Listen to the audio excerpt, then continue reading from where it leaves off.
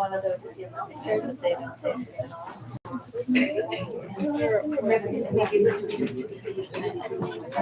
Yes. Get it back, get it back, yeah. Is Michelle here?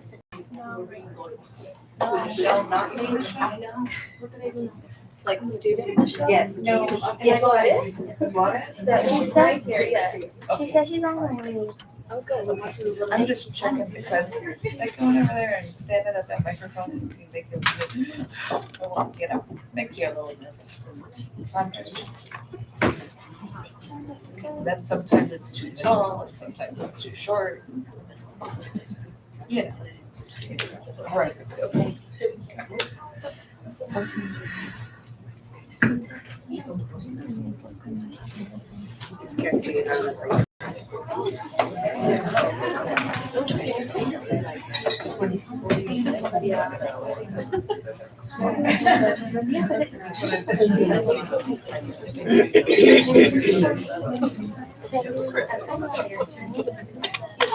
Yes, we'll be glad. Oh, I don't know.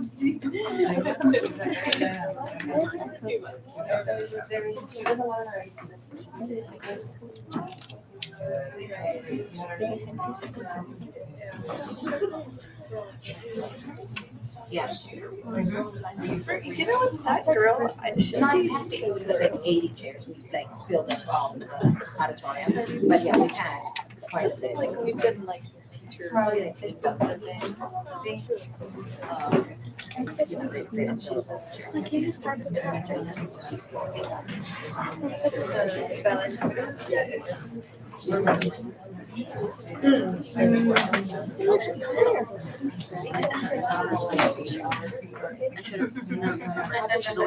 Yes.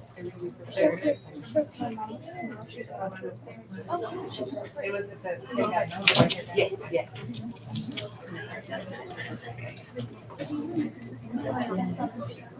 I just thought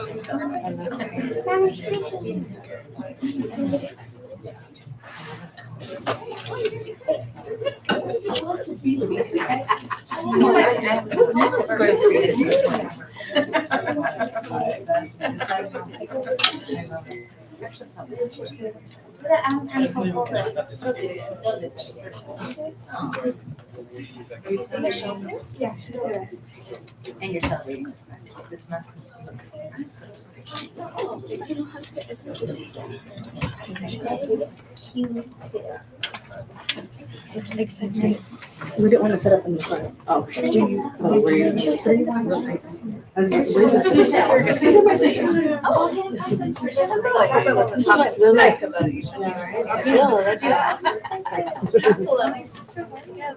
We're four girls and one boy. Well, picking up a separate. She's a teacher, well, she's an administrator now in Lemon Grove. Yeah. And then Sister Alyssa.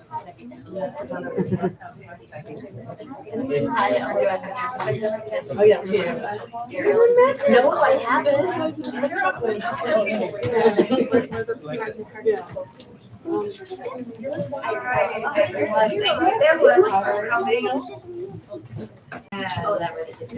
Call to order this September meeting of the National School District Governing Board. I would like to ask Michelle Suarez to please lead us in pledge.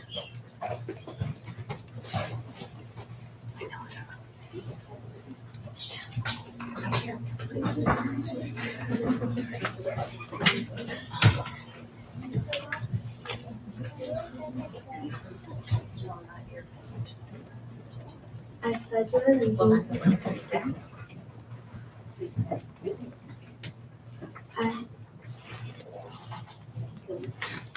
Tell us what to do.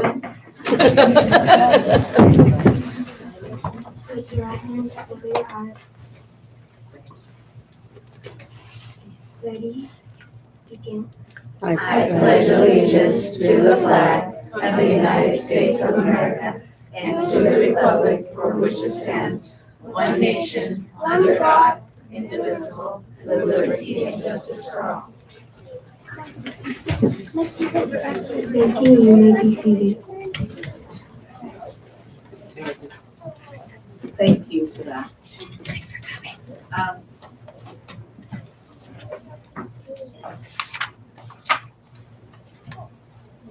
Will you call the roll, please? Ms. Lopez?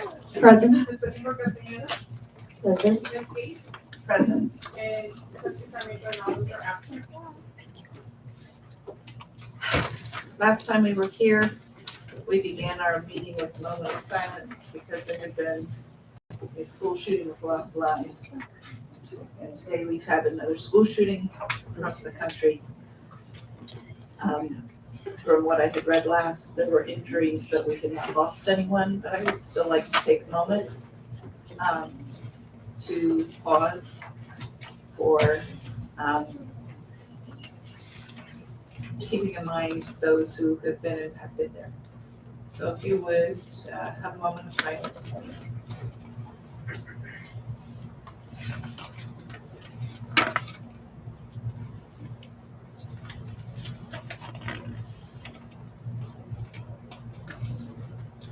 Thank you.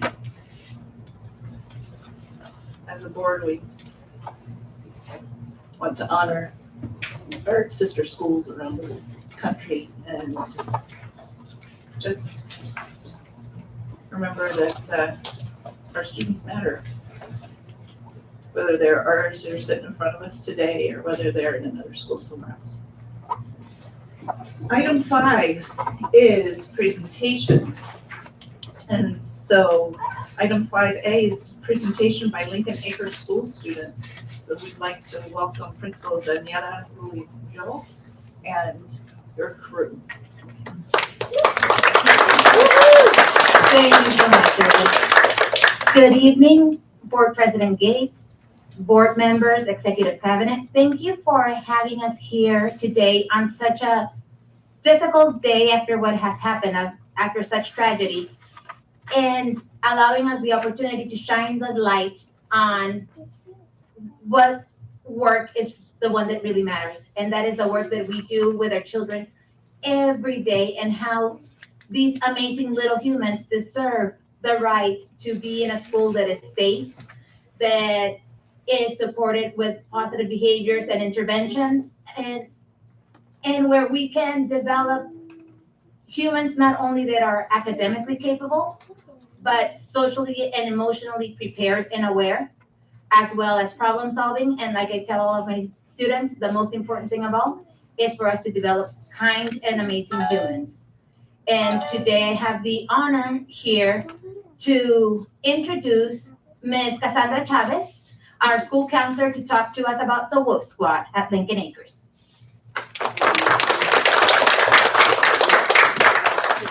Thank you, Ms. Mistro. And good evening, board members, President Gates, Dr. Brady, Executive Cabinet. I am honored to present an idea that came out of our PBIS model. As a school, we're always looking for ways to strengthen our Tier 1 supports as a part of our commitment to be in sync with our needs and put our learner profile into action.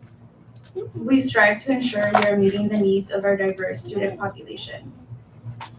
From this vision, we developed the Wolf Squad, a team of 5th and 6th grade students selected by their teachers to be role models. These students support our Timberwolves during 1st and 2nd grade recess through supervision, conflict resolution, and by setting a positive example to their peers. Today, I'm so proud to introduce you to 4 of our Wolf Squad members who will be sharing their experiences with you. Thank you so much. And Wolf Squad, please join me at the podium when I call your name.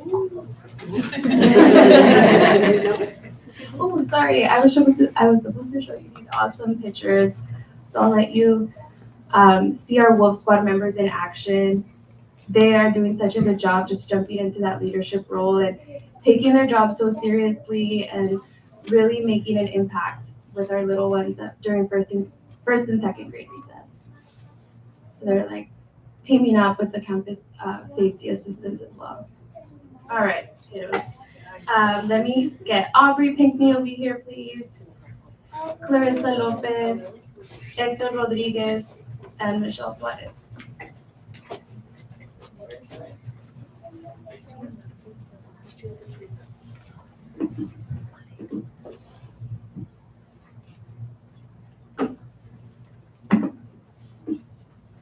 Good evening, board members and executive cabinet. As Wolf Squad members, we show what it means to be exceptionally prepared learners. We make sure to get out of class on time, sign in, and gear up with our vest and badge. We also keep up with our classwork so we can balance our school responsibilities. Part of being prepared is also how we communicate. We practice talking to the younger students and different adults on campus in a kind and respectful way. When a student needs extra support, we use a peer mediation form to communicate with Ms. Chavez so she can follow up. Being responsible and prepared helps us set a positive example.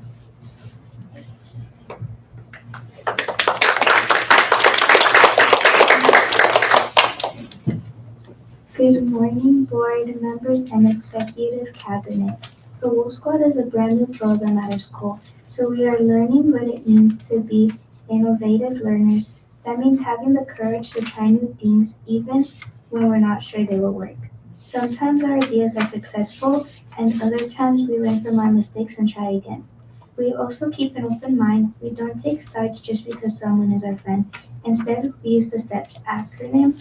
We were trained on to make fair and thoughtful choices when helping student problem solve. Being innovative means learning from trial and error and improving each day.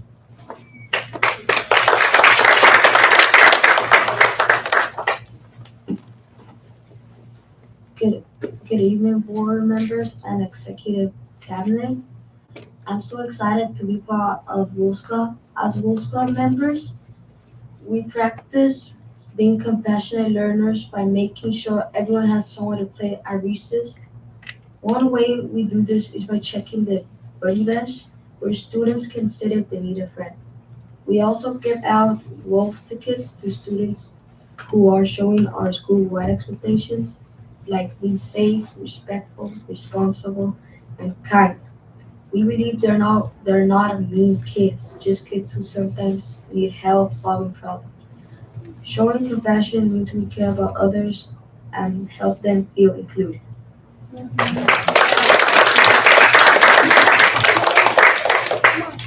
Good evening, board members and executive cabinet. As Wolf Squad members, we show what it means to be Wolf citizens. That means we stand up for fairness and make sure every student feels welcome. We don't just help our friends, we make sure everyone feels included and treated fairly. Being a Wolf citizen also means acting responsibly if we make a mistake. We self-reflect and think about how we can do better next time. Our goal is to help create a school community where everyone feels safe, included, and respected.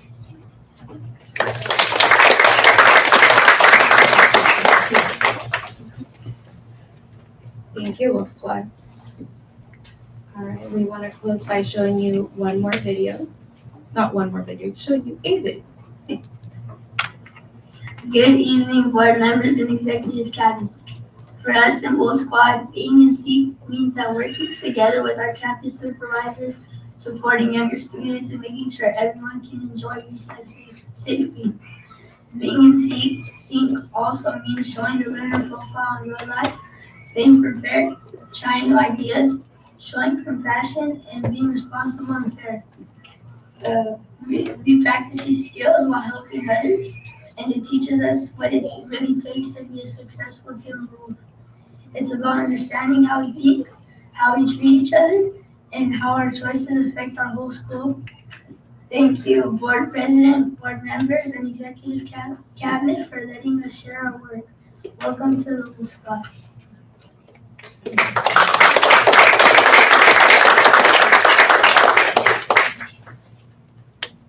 Thank you so much. And do you guys have any questions for our awesome Wolf Squad?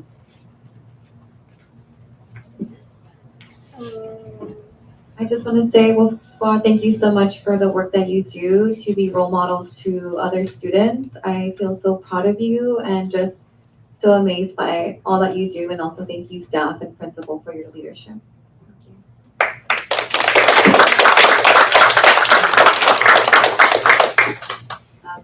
I appreciated more than one thing that you said. Like, one of the things I wrote down, because I was like, this is something I think we forget as adults.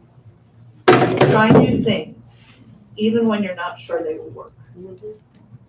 I like to protect myself more than that. I don't like to try new things if I'm not sure I'm going to succeed at it, if I'm not sure I'm going to win, whatever that means. I don't like to get out there and do that. So the fact that you were trying out this whole thing, that you're willing to be out there with little people who they're watching you, right? And that's very cool. And the fact that you added in there the self-reflection part, that's another thing that honestly we as adults don't always like to do. To step back and actually go, you know what? I messed up and I need to own that. We don't do that well. So thank you for setting an example for your little friends. And thank you for setting an example for us. I appreciate that. So thanks for being here.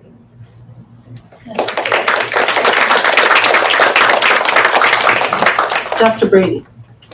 Yeah, I just had a quick question. Do you have regular meetings in addition to your duties of being on the playground where you meet with Ms. Chavez and talk about what's working, what doesn't work? So we do have a peer mediation form there's a blank one in the slideshow. So this one here, so Wolf Squad does walk out with this clipboard where they write down when they've worked on conflict resolution. So I do look at those, and sometimes I have a few more questions for them, or I see the names and then I go in and check in with the students that they worked with. So that's our way to touch base, because it's not always super realistic to be hitting those points. So I do work on those on Fridays. Excellent. I'm wondering, is it possible to meet with you and your Wolf Squad at some point so we could maybe learn how to replicate this at other schools? I would love that. Yes, All right, definitely. I'll email you. Yeah, okay. And then just talking, because again, it is honestly a new program. We are building it as we go. So I just looked at them and I asked them, like, do you think it would be helpful? Because we had a training. We did. So we first had an invitational conversation, then we had a training, and then I'm like, do you think that would be helpful? And they said yes. So maybe that's another layer that we add to our process, where we can have monthly meetings just to check in with the students, because I think that's a good idea that we hadn't considered. So that's the beauty of bringing the ideas out into the universe. Well, please invite me to your next meeting. Thank you. Yeah, thank you.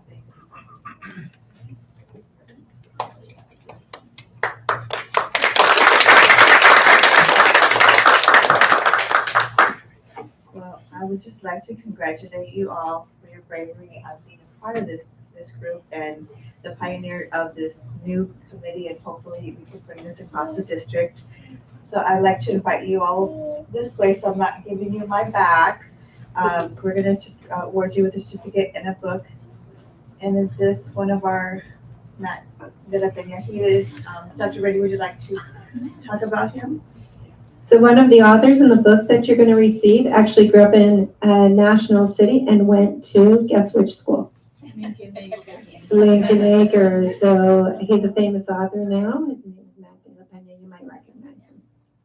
So you guys will be awarded with his book, and come back with a report on the holiday that you like.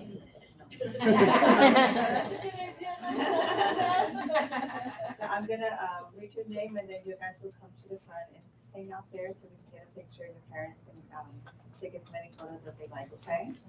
So don't leave us, okay? Hector Rodriguez Silva.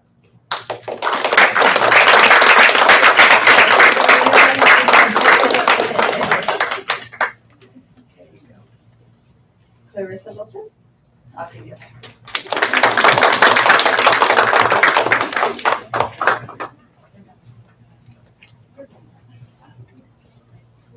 Aubrey.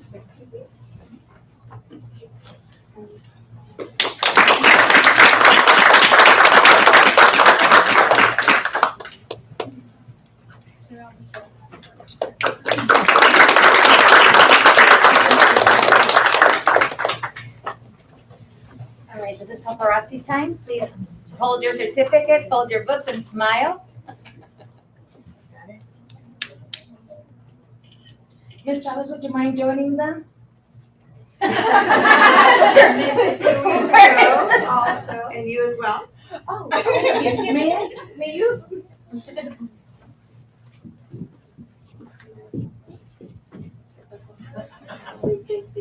Good job, Timur. Good job. Good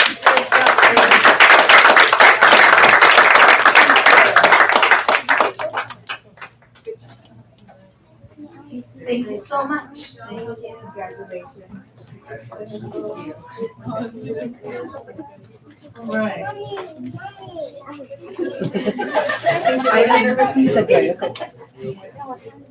Item 5B is to recognize Elizabeth Sandoval, Lincoln Acres School as a National School District in sync volunteer.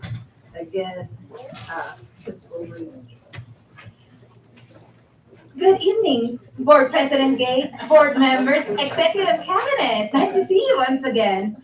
All right, so now I can be a little bit more of myself because, as always, I am so proud and so excited to get to share a little bit of my little place in a very positive school. I play a tiny little role in supporting these amazing humans. And a big part of the little role that I play is finding amazing parents as well that I didn't even know they existed.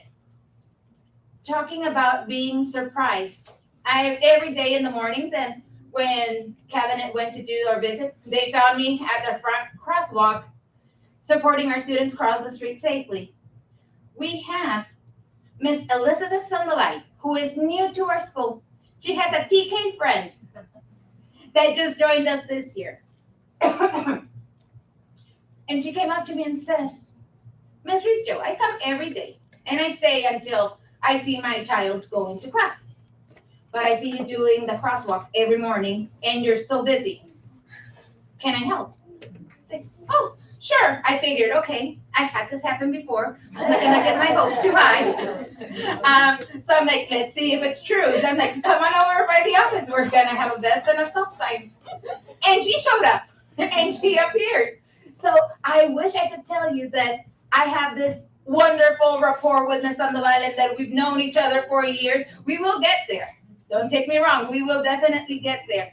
But to have parents in our community that see the need and have the leadership ability to say, I can help and I can do something for our children, for me, speaks volumes. And I am so grateful to see that this is the type of families and the type of parents that live in my community that are bringing their children to our school and that we are entrusting one another with the safety and security and development of our children together, and it's as a team effort. And just knowing that brings me so much joy and makes me feel very proud of where I work at, because I know that I don't have to be strong by myself.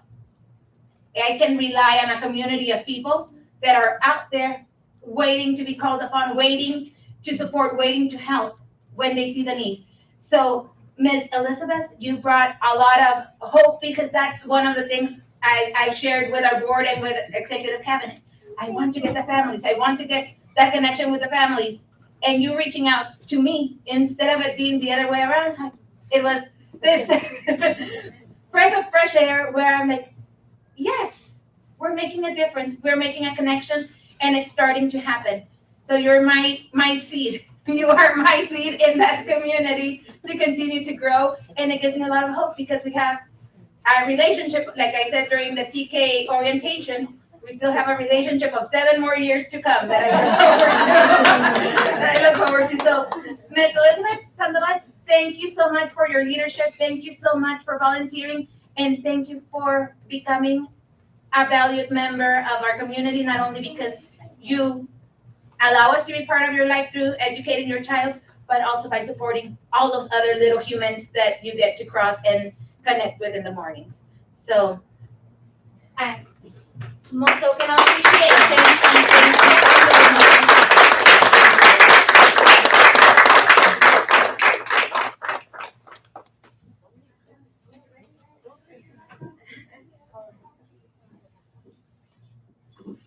I just want to say, Ms. Sandoval, on behalf of the board, thank you so much for your dedication to our school. You are a blessing to our community, and we're so grateful to have you. And like Ms. Reese Joe said, we have 6, 7 more wonderful years with you and your family. So we're excited just to see your growth and your students' growth as well. So on behalf of the district, we'd like to present you this award for Volunteer of the Month. Thank you so much.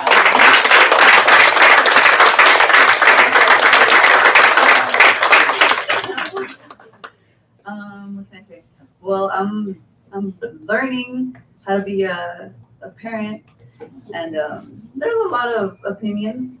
And I was hearing the moms. I'm a listener, and I'm just hearing them. I'm like, all right. And they were like, somebody should be there every morning, and we're gonna talk. And I was like, no, I'm gonna go, and I'm gonna do this. I'm gonna make it happen. And then when they saw me up there, at the crosswalk, they were like, whoa. She was not lying. She was going to get it and going. And I know it comes down to time, and a lot of parents don't have time, but thankfully I'm able to help that 30 minutes in the morning. That makes a difference for the principal. And yeah, pretty much. Thank you.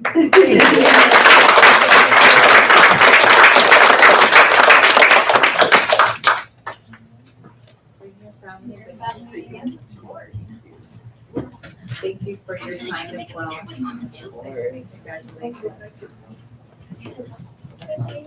Of course. I'm gonna sit him down. Okay. Say hi.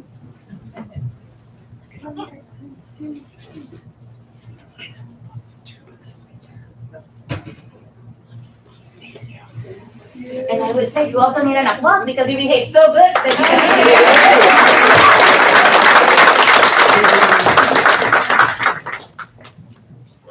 All right, item 5C, to recognize Christina Benson, classroom teacher.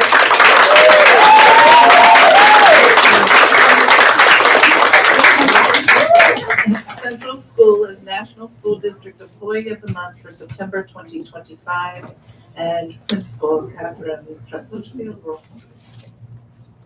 Good evening, Board President Gates, board members, and also Executive Cabinet.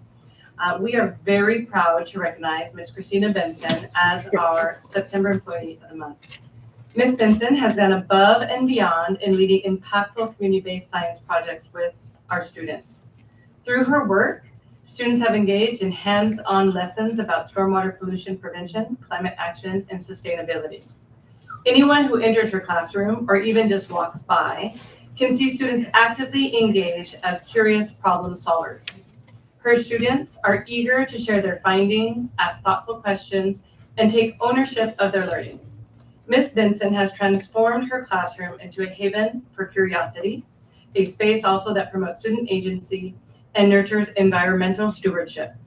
Her leadership has connected classroom learning to real-world action, guiding students to journal observations of nature, design and build tools to collect and test water samples, and implement sustainability projects at Paradise Creek and across our community. That's a lot. By linking science curriculum to authentic, hands-on fieldwork, Ms. Benson has inspired her students to see themselves as scientists and change makers. Ms. Benson's dedication exemplifies what it means to illuminate human potential and positive impact the world.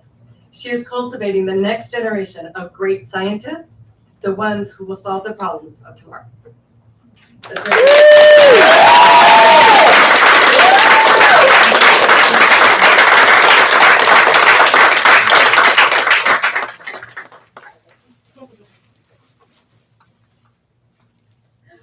Ms. Benson, I was really happy and proud when I saw the agenda. I saw your name. I went to your classroom or outside your classroom. Yeah, it was your classroom. It was your class for Earth Day, and it was just so wonderful to see the students leading, asking the questions that I've known you've been teaching them, and I'm just so excited to go again for this school year, and I'm just so proud of just hearing all the wonderful work you're doing at Central and the impact with your colleagues as well.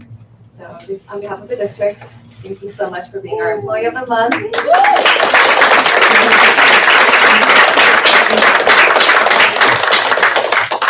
I know it all sounds extraordinary and like on this great teacher. But like Michelle, you were saying earlier, a lot of it's risk taking, right? I'm a product of this community. So even though I've been teaching here for 18 years, really I was a student just like some of you. I was at Kimball since kindergarten. And so it took teachers like Mrs. Gottschalk. It took so many people. And then when I became a teacher, I had other people that were like uplifting me, like my partner Tam and the union, and my strong colleagues and other teachers, and just so many people around me that I got to work with BCK and Paradise Creek. We have Ocean Connectors, Olivewood Gardens. There's so much that we have in our district that allows teachers like myself to just empower not just myself but the students. So I use that as my motivation and just that I want to be a better person for our community. I want to thank my family for being here. I have a educator as well, so education's in our blood. And my husband, my dear husband, who supports me.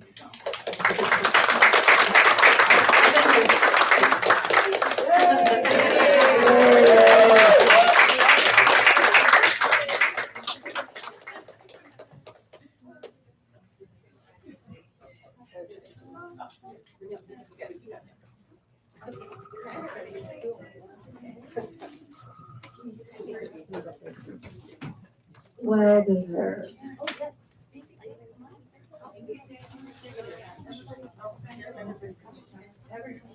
Everybody here to celebrate Miss Benson, come on up.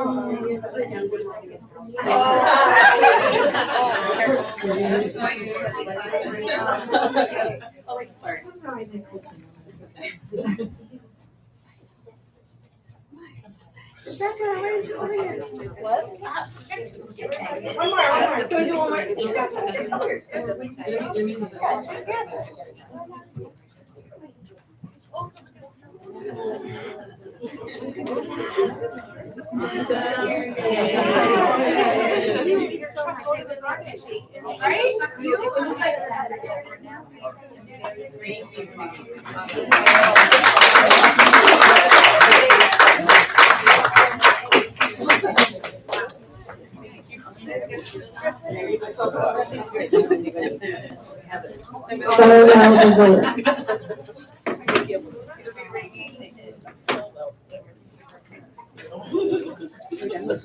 We talk about being a green ribbon school district, but it's just Miss Benson is just the example of sustainability in the classroom. Thanks for all that you do. I so appreciate you.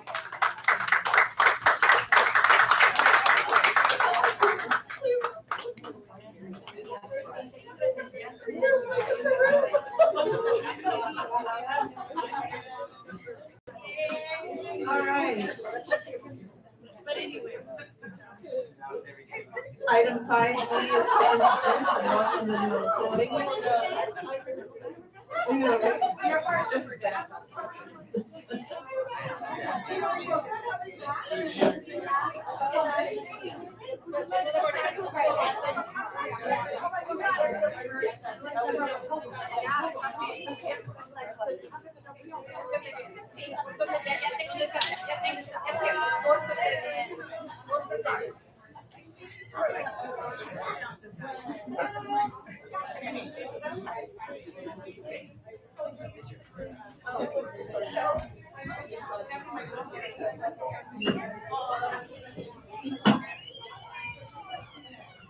All right, we're welcoming new Okay, employees. well, I'd like to welcome Isabel Reed, if you wouldn't mind coming up.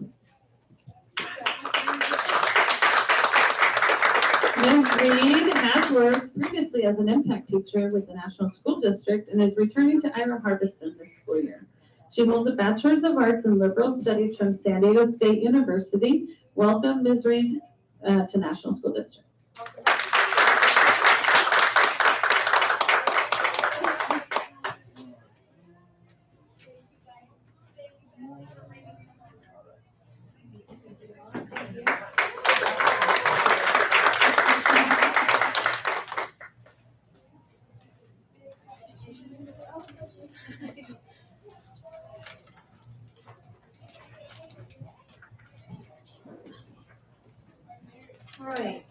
Item 6 is public communications. Public communication provides the public with an opportunity to address the board regarding an item on the agenda or other topic. Anyone wishing to address the board shall submit a request for oral communications card. Cards are available near the entrance to the boardroom and are to be submitted to the recording secretary. A member of the public who wishes to address the board on any such matter is limited to 3 minutes for one matter, up to a maximum of 5 minutes for all closed and open session matters. There shall be a limit of 20 minutes for any matter unless such time limit is waived by a majority vote of the board. Members of the public may not yield any time to other speakers. No board action can be taken. I have one. Are there any others? Maria Miranda. Ms. Miranda.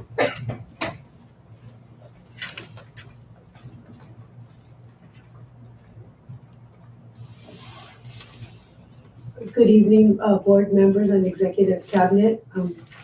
2 years ago, I reported that the people that are playing golf at the golf course were interacting with the children and nothing was done about it.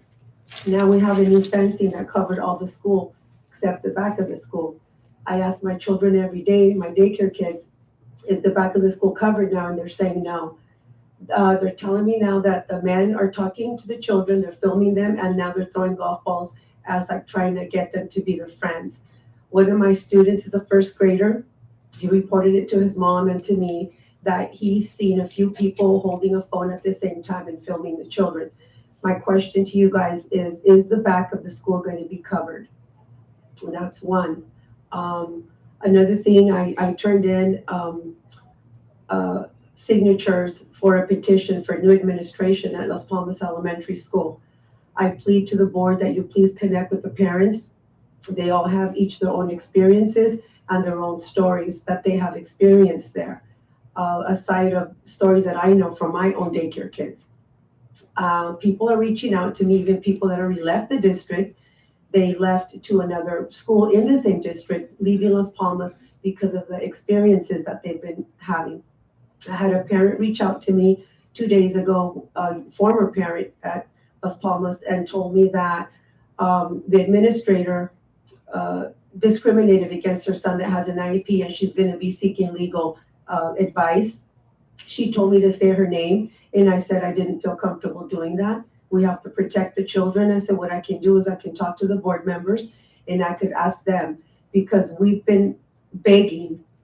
Pretty much, I have tons of emails with tons of stories from people. These stories are not made up. I am not spreading rumors. People are coming to me with information, and now we're coming together and we're sharing our stories.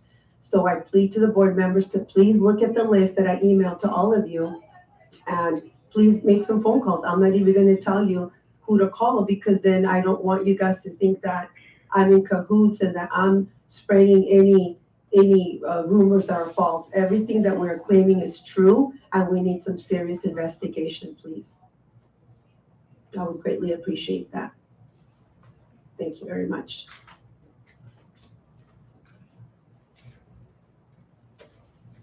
Thank you for your time. Item 7 is the agenda. 7A is to accept the agenda. Do I have a motion? Motion to approve.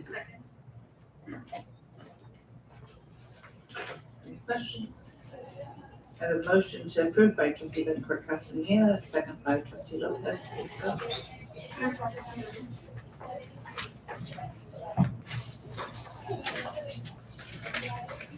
Item 8 is to approve consent agenda, routine items of business. All items listed under consent agenda are considered routine and will be acted upon in one action by the board. It is understood that the superintendent has recommended approval for these items. There will be no discussion prior to the time the board votes on the motion unless members of the board, staff, or public request specific items to be discussed and or removed from the consent agenda. All items approved by the board will be deemed considered in full and adopted as recommended. Do I have a motion? Motion to approve. Second. All right, I have a motion to approve by trustee Bencourt Castaneda, a second by trustee Lopez. Please vote. Item 9 is general functions. 9A, to approve the minutes of the special board meeting held on September 10th, 2025. Do I have a motion? Okay, second with, discussion. All right, and go ahead. Trustee Gomez. Do we have to indicate why we had to adjourn this meeting, or why we had to postpone it? It just said so all members could be present. Following discussion, this meeting was postponed to a future date when all members could be present.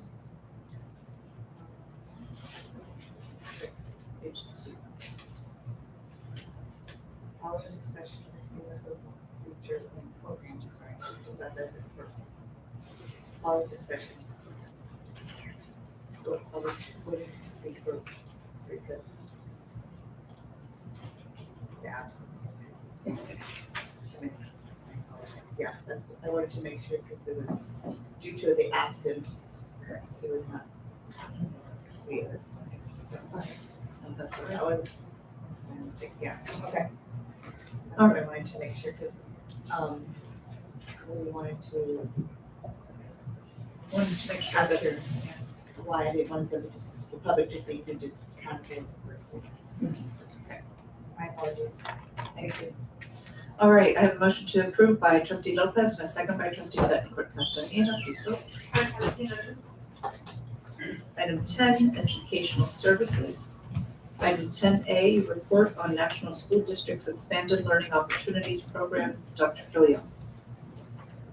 Yes, so this evening we are pleased to be able to provide an update and overview of our ever-expanding Expanded Learning Opportunities Program. And I'm going to be inviting up our own coordinator of Expanded Learning, Steven Sanchez, who will be sharing some of the highlights of our program. Thank you. Is the presentation on? It's on the browser. On the Google Chrome, yes. The second tab or third tab.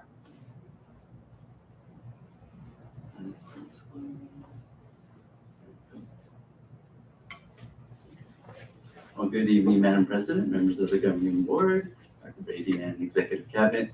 Thank you very much for the opportunity to be able to present to you on our extended learning program here in National School District, now as your coordinator of Expanded Learning. I wanted to start by sharing that National School District runs a single comprehensive expanded learning program, which means that we use both ACES funding and also ELOP funding to be able to run that program. What that allows us to do is to be able to provide a more consistent, high quality program and expand it to many more families, not only before and after school, but also during our intercession breaks. ACES has been a long-standing program for a very long time. But back when ACES was introduced, it has a lot of restrictions to it. Many students had to stay throughout the entire duration of the program, limiting family access to our after-school programs. But in 2021, California made a commitment to expand safe and enriching opportunities for our students while supporting working families. The flexibility that ELOP offers allows parents to pick up their children earlier. It helps us to be able to reduce waiting lists, and also then provides a broader access for our families to those programs. We've also been able to use both ELOP, we've been able to use ELOP to expand that funding to be able to support our enrichment activities such as Olive Gardens, mariachi, animation. Those programs were previously funded by LCAP, but by being able to shift that funding to ELOP, that's helping to ensure that these enrichment programs can continue providing those services to our students on a long-term basis. Now, we wanted to be able to provide a visual of how our ELOP funding is spread throughout our district here in National School District. Now, first of all, our district receives $9 million in ELOP funding annually. but it's not provided to us all in one lump sum. It's provided to us in monthly installments. Now, let's go back to the year 2023, 2024. That apportionment needed to be expensed out by June of 2025, this June that just passed. And we ended up using that full apportionment. In addition, though, we also had to dip into the apportionment from 24-25 by 1.5 million. That $9.1 million that appears in your unaudited actuals left 7.5 million in carryover that must be spent but at the end of this fiscal period in June of 2026. So for the current year, our YMCA contract, which includes our partners and our vendors, which is Oliver Gardens, Mariachi Arts, Heroes of Color, and Arts Education of San Diego, is in a contract that's listed as not to exceed 8 million. So we're going to have to dip into this current year, 25-26 apportionment, in order to cover that difference between 7.5 and 8 million. So it's a bit of a rolling budget. However, we want to be able to have carryover at the end of the year, just in case, the funding goes away suddenly. It'll give us the opportunities to be able to make plans and make adjustments and provide us that time to make those plans and adjustments for our programs.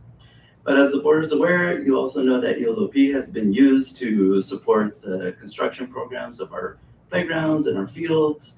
But that's also being co-funded by developer fees and also bond money. But once those construction projects are finally finished and concluded, that'll start freeing up ELOP funding in the future to be able to expand our program. So this slide shows our ACES enrollment goals compared to our actual enrollment numbers at each of the school sites. The table is broken down by each school site, and it shows our AM goals and our AM goals and our AM enrollment, and also our PM goal and our PM enrollment. Let's take a look at Central, for example. Our actual goal is to enroll 52 students in the AM program, but we actually have 58 students enrolled in that program, exceeding the ADA goal for the morning program. In the afternoon, our goal is 84 students enrolled, but we actually have 136 students enrolled in our after-school program. So as you can see, by looking down the table, most of our sites are either meeting or exceeding our ADA goals and enrollment goals. This indicates, of course, that our programs are in high demand and we're able to continue to serve a significant amount of students in National School District. This slide gives us a historical overview of our enrollment growth from 2022 to our current year, broken down by program type. So as you can see by looking down the columns, we have a clear pattern of strong growth consistently through each year for ACES enrollment, enrichment enrollment, fall intercession, spring intercession, and also summer intercession. However, if we look down the column of summer intercession, you'll see that there was a dip from the previous years and also a dip from our spring intercession over to the summer intercession. You might ask yourself why. Well, at the end of last year, El Toyon and Central were awarded student scholarships to be able to attend day camps for the summer program. And when we take a look at the amount of students that took advantage of those other programs, it makes up the difference plus some. That's a fantastic opportunity for those two school sites. So I'm really glad that they took advantage of that as well. At the bottom column that's highlighted in gold, you'll see that it's listed as in progress. Currently right now, we have 1,245 students enrolled in our program. Our enrichment program right now, we're still currently enrolling students, and our actual enrichment programs, they haven't all started, although 3 of them did start this week. So that enrollment will continue to build over time. We're also still currently enrolling for our fall intercession.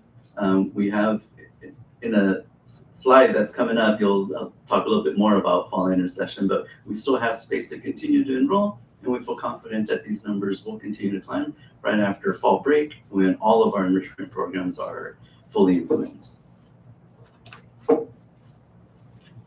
Now this slide, you'll remember this slide from maybe a past budget presentation, and you might also see it later on tonight in another presentation, but it demonstrates the major trend of decline in enrollment, not just in San Diego County, but also really just throughout the entire state of California. So it's nothing new to us here.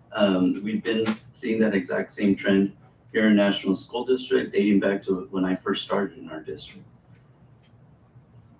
But although the enrollment trend for all of our counties has been declining, our REACH program has actually gone against this trend and is serving a much higher percentage of students in our district. The slide shows the growth of our program. So if we look at the far right column, difference of percentage of students being served in 2025-26 versus 2017-18, we'll use Central for an example. We're serving almost 18% more of our total student population compared to our initial enrollment numbers at Central back in 2017, 2018 in the first column, which is what the ACES grant was based on back in 2017, 2018. In total, we're serving over 26% more students district-wide. We've grown from 983 students in total enrollment to our current year of 1,245. So the program growth shows that we're continuing to work towards meeting the needs of our working families, and we're succeeding in providing services so that more students can participate despite the trend of decline in enrollment. So this slide here shows the extended learning program enrollment growth over the last 4 years. Our ACES enrollment grew from 776 in 22-23 to 1,332 last year, at the end of last year, which is a 71.6% increase over that time. Our participation in our enrichment programs doubled from 145 students to 287 students during that same period. Our fall intersession enrollment increased by 158%. Our spring intersession increased by a total enrollment, it increased by 152%. And again, the summer intersession numbers show a little dip, but again, those are the students that benefited from those scholarships that were offered to our two community schools, El Tayon and Central.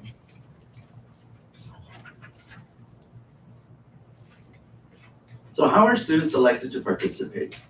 Historically, funding limits meant that we had to select only a certain amount of students. So there was a criteria that was developed long ago between in collaboration with the YMCA and National School District. But now with ELOP funding, we can serve as many students, many more students, right? But this criteria still has to be utilized to be able to prioritize based on the needs of our students and families. Although, of course, we want all of our students to participate. Our staffing structure, each role is designed to ensure a high quality, safe, and engaging learning experience for our students. Our quality program coordinators, they help to oversee 5 schools each in our district to help ensure the consistency on a daily basis at our sites. Our site supervisors and our assistant supervisors at each of the sites, they manage the day-to-day business, day-to-day operations at each of the school sites. Our youth leaders are key to leading enrichment activities throughout the after-school program, while the inclusion leaders, they provide the vital targeted support for our students with disabilities. All of these roles come together to help support both our REACH program and also our intercession programs throughout the school year. Now, I wanted to include this slide here about our YMCA inclusion leaders, since they are the ones that provide the targeted support for our students with disabilities. Now, we've recently hired 2 additional inclusion leaders to help strengthen the level of support that we offer in our after-school programs. And we also offer this position to all of our instructional aides here in National School District, including our preschool IAs, because it is beneficial to be able to employ people that already know our students and our programs as well. But despite these efforts, we still need additional personnel to fully meet all the needs that we have within National School District. So is that camera pointing at me right now? So if you're interested in becoming an inclusion leader with the YMCA, you can email sanchez@nsd.us. So to address this, we've been brainstorming different ideas, and we just recently, actually yesterday, met with Swing Education as a possible solution to be able to employ additional inclusion leaders or employees to be able to fill that role. And so we're hoping that that will be a solution to that situation. We've continued to offer our enrichment intercession programs throughout the fall, spring, and summer. We have the ability to serve up to 600 students to eliminate any waiting lists. The program runs from 7:30 to 4:30, giving students that safe, structured, engaging environment, ensuring that it's accessible and that it's a great resource to our families, also offering transportation and free meals for our boys and girls. This slide outlines the plan for our upcoming fall intercession that's just about to start. It does have the theme of California Mosaic, which are focusing on stories that shape the Golden State. There will be 2 sites where we are providing that programming. With John Otis and Lincoln Acres will be our hosting sites. You'll see the list of schools that attend each of the different programming sites. Those enrollment numbers outlined in purple, those are the most current enrollment numbers as of yesterday. And that number tends to increase as we get closer to fall break, and many more families, begin to register their children. So we definitely still have space, but we normally average a little bit over 400, giving us plenty of space to be able to offer that programming for our kids. That will run from September 22nd to October 3rd, from 7:30 to 4:30, and again, offers free breakfast, lunch, and snacks for our students. The daily schedule is designed around the requirements of the ACES grant, which ensures that students have a balance of mixed enrichment, academic support, and physical activity in a safe environment. The after-school assemblies, they help to build community, help to build student voice when the students lead those assemblies. Provide snack time to be able to give kids a nutritious snack and re-energize at the end of the day to be able to finish out the remainder of the REACH program. We also provide daily physical activity supporting health and wellness as a requirement of the ACES grant. There's brain power activities that focus on enrichment and critical thinking, and also homework time where we're able to support our students with additional homework help.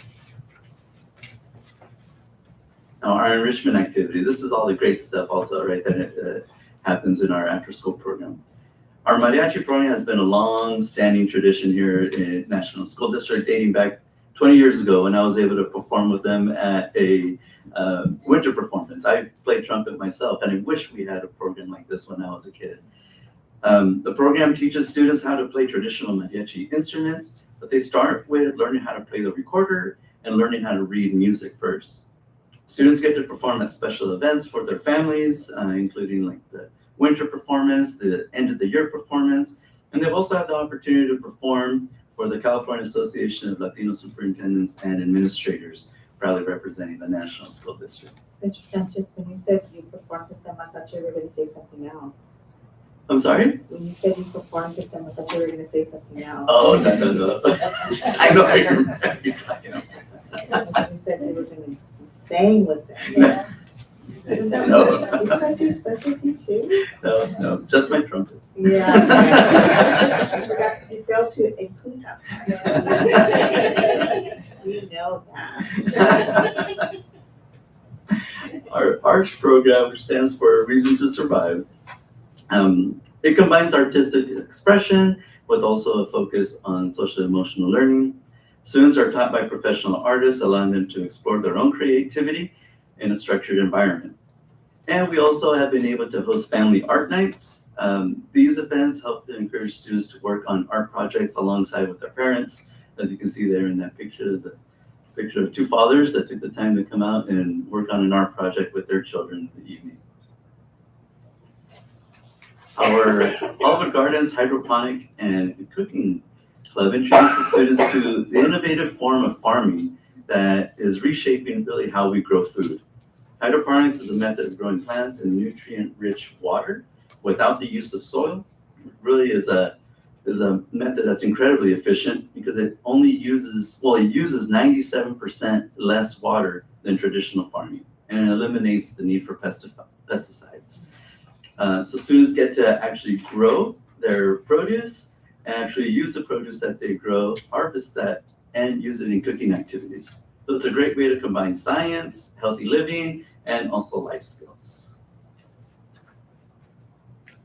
Our music and movement program is targeted for our TK through second grade students through the Arts Education Connection of San Diego. The program provides a wide range of experiences for TK through second, including traditional dancing and drumming from a professional West African artist. Some students also get to learn breakdancing from a professional breakdancer and acting from a professional actress. It's just a great way to engage our younger ones that have all the energy, right, to keep going in the afternoons. Our animation program provides programming for our grades in 4th through 6th with a hands-on animation experience. Students learn the full process of animation, which includes script writing, audio recording, storyboarding, and then finally getting to their final animation product. It builds storytelling, creativity, and technical skills, and it brings their ideas to life while being able to prepare them for 21st century skills. Our intramural sports are extremely popular. This gives the students a chance to be active in a structured and a positive environment. It promotes teamwork, sportsmanship, social skills, builds a sense of belonging and school pride. And for many of our students, it's their first time ever experiencing a team sport, which can then boost their confidence and then build those ties even off the playing field. So thank you to the governing board for supporting the new fields that we have that our kids are able to experience. It's been really fantastic. So thank you so much for that. And finally, our after-school learning program. Last year, nearly 500 students were served last year through 42 classes district-wide in the area of math, English language arts, and English language development. This year, we have 39 teachers who have signed up to be able to teach an ASL program with the options to teach both in the fall and also in the spring. Now, we've made some significant improvements to our ASL planning process, and which will then make our program even better. I wanted to recognize our MTSS coordinator, Lisette Blanchette, who has been instrumental in disaggregating student data. She's helped us to identify students who we'll target in this first session. I know she's been working closely with principals and with staff to making sure that we are targeting the correct students this time around. And also thank you also to Kathy Melanies also for her leadership and helping to assist, help everything come together, and also assisting with professional development opportunities for our teachers. We're excited that we're expanding this year to kindergarten through 6th grade. Really for our kindergartners, we want to be able to intervene early. So early intervention will really reduce the amount of students that we're having to service in later grades. So our focus is foundational skills for our primary students. And we're also going to continue to fill those gaps for our middle to upper grade students who still need that support in their early foundational skills in reading. In collaborating with Ricky Gill, our information technical coordinator, we all know who Ricky is. He's fantastic. We've been able to create intervention groups within our student information system and assign them to those intervention teachers to be able to track attendance in Synergy this year. We've never been able to do that before, so that's going to be fantastic. With this data integration, we'll be able to monitor student progress much more closely, being able to check on students' iReady scores in their intervention groupings. This streamlined process will provide better data to us with attendance and also student progress. This year, ASL will also continue to support academics, but it'll also help students to make up lost attendance with the state's new attendance recovery initiative. And there are some attendance recovery initiatives, guidelines that we have to follow. One, attendance recovery programs must engage students in educational activities aligned to grade level standards, which is exactly what we already do in our ASL programs. Districts are also required to track and report attendance for attendance recovery participation. That's exactly what we're going to be able to do now with the integration into Synergy. NAR cannot be mandatory or punitive for our students, so families do have the ability to opt out of these programs. And when families do opt out, we continue to look for students that can benefit from the program and continue to enroll students in our ASL program throughout the year. So to wrap up, I want to show you the heart of our program success, and those are our students. The data I have shared with you tonight, really shows the impact that we're making in our district, from increasing student academic achievement, increasing our student engagement, and creating a positive climate and culture for our students in our expanded learning programs. Thank you very much.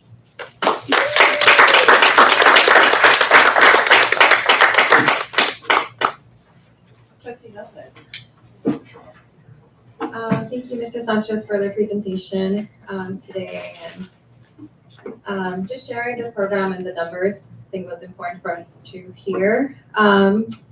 I would like to share some questions and also concerns, I think, not around ELOP specifically, but I think our partner, the YMCA, and really their efficiency in being a partner with us. So I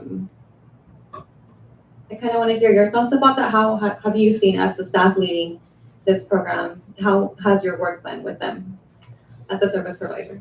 I've been very fortunate to be able to work with the YMCA. They are very proactive in servicing our students. And for me, that's obviously like the biggest thing, right, is the service that they provide our kids. Aside from that, I know we made a switch to having all contracts go through the YMCA. And with any little change like that, if there is that period of learning, and for our vendors to also understand the process, it is just not like switching on the switch and now you're automatically, starting on the first day of school with YMCA. They have a process for the independent contracting applications. It doesn't, happen overnight. It is a process, but I'm hoping that now moving forward, our partners are now aware of what's going to be required of them, what documents they need to be able to provide, what different insurances they need to be able to provide, the YMCA. So I'm confident that moving forward, that will be much more short, and we'll be able to start our programming sooner than we have this year. I think it's really just this initiation year. I want to ask a follow-up question. I think just going even to like the staffing structure with the youth leader, could you share, I understand given your presentation that the Y has soccer or other sports, so I think I'm trying to understand what else they provide in terms of enrichment, or are we also having sub-vendors providing? I just want to understand the scope of work that the Y provides for us. And then I've just had concerns of these youth leaders by the Y not really doing a good job and not cleaning up after themselves with students, and the cafeteria, that's a perfect example. Not really engaging students. I kind of want to know, how are we ensuring that our partnership is being fruitful and they're actually providing enrichment opportunities apart from the vendor that we have, their enrichment, their add-ons. But when it comes to this allocation of funds to this organization, how are we holding them accountable for the responsibility to actually provide our students with a great service is basically my concern. And that's why I really love the structure of the staffing of the YMCA, because I'm in direct contact with the program director. So she oversees all of her staff that provide services, that staff our REACH program. Under her is the program coordinators. So those are two leadership roles that they help to oversee, right, those day-to-day programming, things. And when there is a concern, I do talk with the program director, who then either takes care of it herself, or our program coordinators go speak to the youth leaders if there's a situation where there might have been trash left behind in the cafeteria at the end of the day. There shouldn't be, right? But our leadership staff within the YMCA structure, they help to assist to address those situations. And they do get addressed pretty promptly. Dr. Phil? Yeah, I just wanted to add, so our focus for this evening was to share about our ELOP programming, but we absolutely could maybe schedule a future presentation if we want it to be specifically about REACH. And as Mr. Sanchez mentioned, there have been some shifts and we're in close communication with the YMCA staff, always open to feedback. And I think at every point we stop and reflect about how things are going and what possible course corrections we have to make on any one of those aspects. Trustee Bettencourt Castaneda. I'd like to say thank you for your presentation, and I'd like to, if you can outline what sports are offered. So just so that if anybody's hearing, so that if they want to enroll their students into the program, we can kind of get more parents and enroll their students. And also, can you share why you think that the growth of the program has been so drastic, or why? Because I have an idea, but if you could just share why, because it's interesting. I know that we had a shift in the restrictions on the programs and so on, but I don't know if a survey was passed on now or what have you, but do you have an idea why we have such a interest? Yeah, a couple of things that contributed to the growth. A couple of years ago, when I was still in my former position, I was still, meeting with the YMCA on Fridays when Dr. Kraft wasn't available, and the contacts at the San Diego County Office of Ed that oversee expanded learning were communicating with me that we needed to increase the enrollment in our program, or else we might be seeing decreasing in the ACES grant. So we launched a campaign with me and our program director for the YMCA and her staff. We invited vendors to come out during the students' lunch times and demonstrated the different types of programs that we offer in the REACH program to build student interest. We also went out and spoke at the principals' cafecitos and shared with parents, that the restrictions are no longer what they used to be. And that was really a big eye-opener for families, because that was one of the most consistent questions that families would ask is, does my child have to stay until 6 o'clock? And so now being able to allow that flexibility for families has made a really big difference. When you get off work, at a little bit earlier, you want to be able to pick up your child and go home and relax and spend time with your child instead of having to wait until 6 in the evening. So that I would say was one of the biggest reasons. But then also the different enrichment programs that we offer. It's all an entire package really for our families. In regards to the sports that are offered, we currently really only do offer the soccer. It is so popular. We have offered basketball last year. It wasn't as popular with our boys and girls, but it did give them that experience of trying something out, try a new sport out. I know during our intersessions, we do have cricket that is introduced to them. But moving forward, we have the ability to explore different sports. I know some districts have introduced rugby. I just recently had a meeting with National City Golf Course to potentially bring golf into our program, either after school or during intersessions. We're going to try to work out a plan to test something like that out. I learned to play golf at 10 years old, and I play every Sunday now. I love it. It's something that. So that this is for you. You're saying that you're volunteering. But it introduced me to that. And our kids deserve that as well, especially having a golf course here in the community. Flag football is getting very popular, so you might want to. Yes, flag. For both co-ed or girls, boys, it doesn't have to be Yes. co-ed. Well, I just wanted to kind of throw that out there because I know that it's something that, I know parents have asked and, me, and I wasn't quite clear on what we were offering since we have these beautiful fields that can service different sports. And if we are only utilizing it for one sport, we got to expand the sports. I agree with you. I'm just saying, Pickleball is another. Yes. That's a very popular sport, you know, for Exactly. all ages, Mhm. which I need to learn because I think we had some sort of at one point, you know. But anyways, but thank you for your presentation, and this is something that, you know, very much important for parents to know that it's not so restrictive as it used to be. Yes. One other question that I did have asked of me is, how often do they have to go to be able to maintain their space? If they only came once a week, if it's twice a week, or how, what is the restriction if you don't have the answer now, you can get back to me, but. Yes, I know the attendance is monitored closely by the YMCA because we do want to be able to include students that are on the waiting list.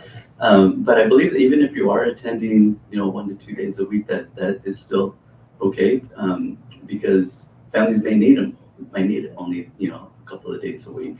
But I can get back to you with a more clear answer on that. Thank you. Sure. Well, I remember when you and I first met, a very long time ago. Well, for me, because one of the things that I ran into was I remember going to try and sign my child up for the before and after school, and it was already full in half a minute. Like, it was day one of school and it was already done, and I was told that I would have to wait. And B was when are you dropping them off, and if they're not there until late enough, we will drop you from the system. And that never, it never made sense. School does not meet school time frame does not meet family needs. It just doesn't. What parent actually can wait until 8:15, 8:30 to go to work and then be back at 2:30 and maintain a full-time job?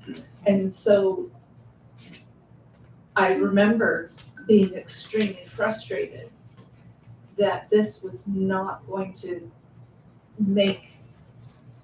this didn't make life reasonable. And then to have to keep my child past until close to 6 o'clock.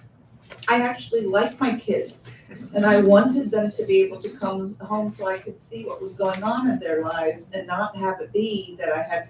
So the change that has taken place, that has intentionally been nurtured, is honoring, at least of families, honoring of the people in our community who send us their kids, honoring of kids.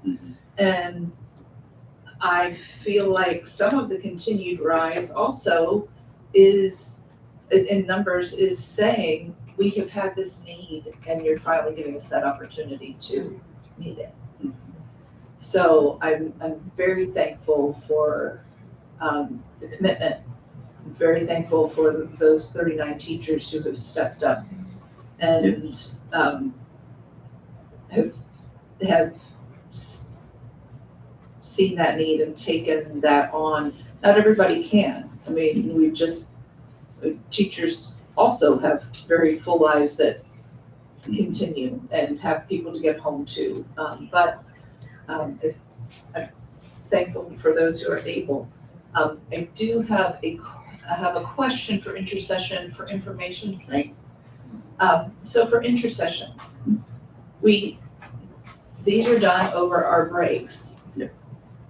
And so we're not staffed in quite the same way, but who is present for meeting students' needs? So whether it who's in charge of the sites, and if there's is there a nurse on hand, and who's taking so the families are aware of what that means when they are dropping their kids off, but it seems like we're on break from school. So what does that look like for them? Yes, so we do utilize the YMCA staff for that. The program director, Ali Herrera or Peter Cardenas, they oversee the intercession program. Our program coordinators, they are also on site at each of the two sites. So we have two, so one is at each of them. You're at the district office. If I'm here at the district office, then I'm the first contact person. If I I happen to be, because during intersessions time, we also, it works into our work calendar where I might be off a few days. Kathy is here to support. If not, Dr. Vargas and also Lynette. So we do always have someone here at the district office who's the primary point of contact in case there is some type of emergency.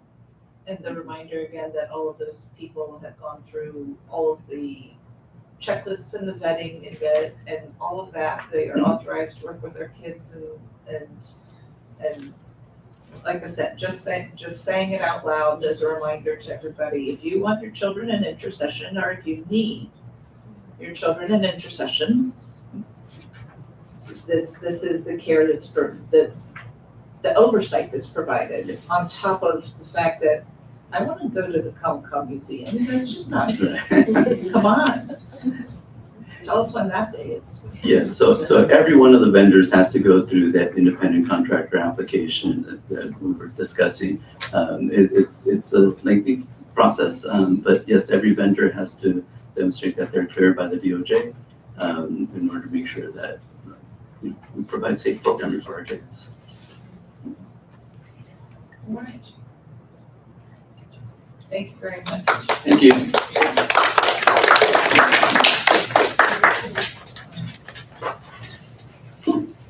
Item 8B is to amend CT 3834 with SBCS Corporation. Do I have a motion?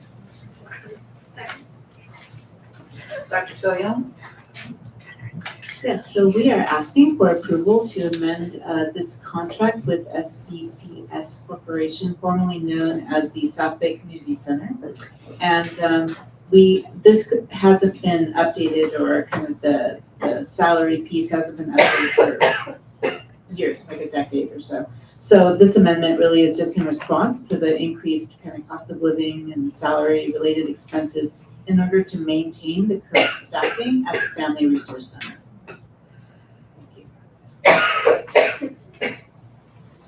All right. So I have a motion to amend by Trustee Bencourt Castaneda, second by Trustee Lopez. Please vote. Item 10C to approve CT Form 336 with a Swim Uphill Foundation to provide swim lessons for second grade students. Do I have a motion? Dr. Toya.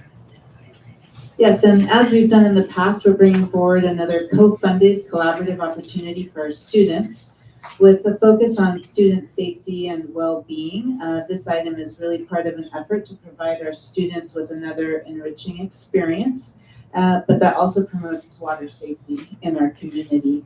The agreement will provide our students, allowing for all second grade students to receive 4 45-minute safety and swim lessons on 4 different days at the Las Palmas pool. And again, so we are promoting students to be safe near and in the water, and also just promoting healthy habits for our community. So we're seeking approval for this agreement where we will fund the pool access, and the Swim Uphill Foundation funds the staff lessons and liability. Trustee Bencourt Castaneda. I know historically we've done for 3rd grade, and so this is for 2nd grade. Will we be doing 3rd grade as well, or we're just going to start with 2nd grade at an earlier age? I think this year we were starting with 2nd grade, but we are going to be looking at making some modifications to that moving forward for it to be targeting 3rd grade next year. Okay, thank you. Okay. I have a motion to approve CT 4336 by Trustee Bencourt Castaneda. Just a moment. Dr. Brady. Just one more thing I'd like to add. If the board does not see an item to contract to the pool for the $35,000, we are going through the Swim Uphill Foundation, so we will be paying them the $35,000. They will be contracting with the pool, and that's so that they're taking on all of the liability. So the liability is not on the district. So that's why we're doing that, in case you don't see the contract come forward. All right. And motion to approve CT 4336 by trustee Bettencourt Castaneda and a second by trustee Lopez. Please vote. Item 11 is human resources. There is nothing put forward tonight. Item 12, business services. Item 12A to approve the 2024-2025 unaudited actuals financial reports. Do I have a motion to approve? So moved. It does not say presentation. Thank you. Second. All right. Dr. Cochran. For a second, I thought this was the way to reduce the presentation and the No, board meeting we by were one. moving right along. Nope. Just reading as today.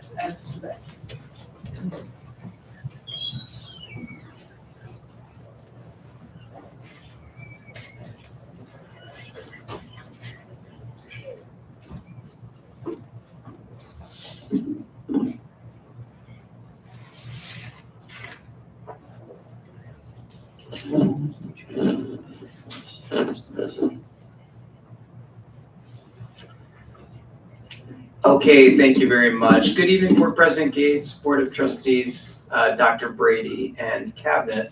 That is interesting. Give me just a moment. I'm not a Mac user.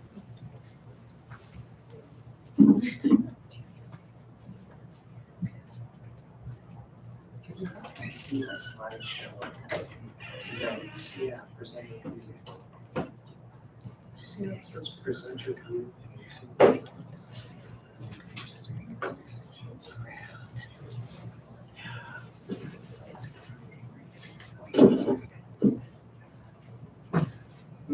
It's over. Is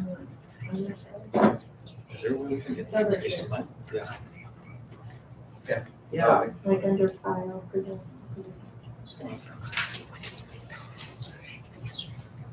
You said it's up to file present.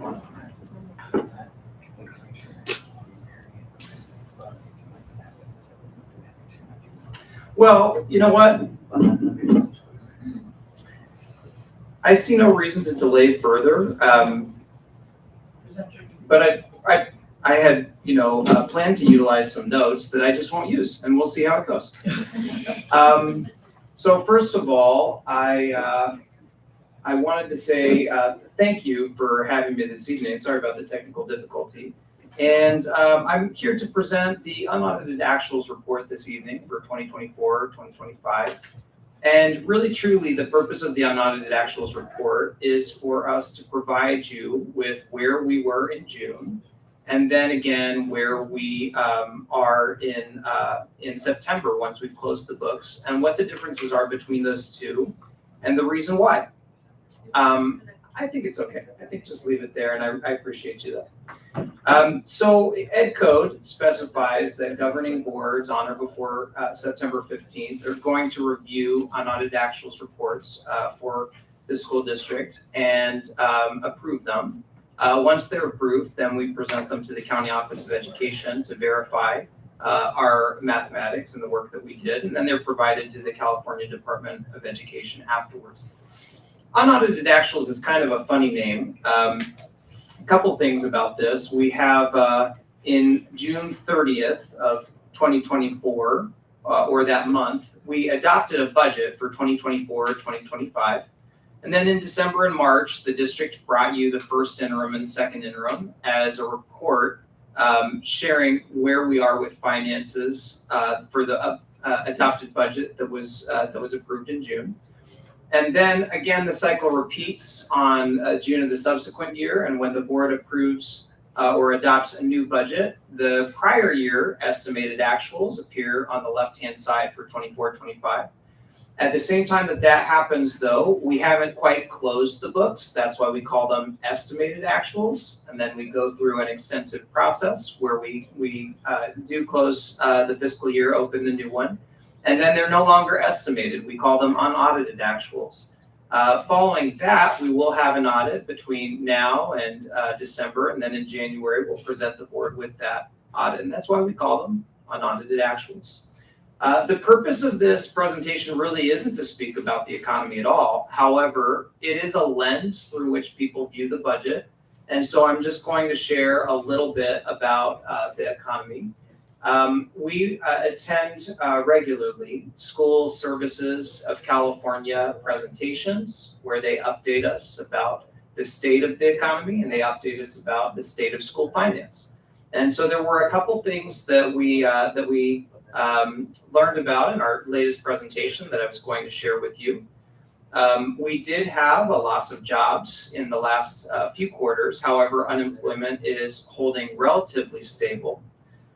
California's gross domestic product, which is the amount of goods and services that are either created or delivered in a year, is expected to trend slightly downward in the upcoming year.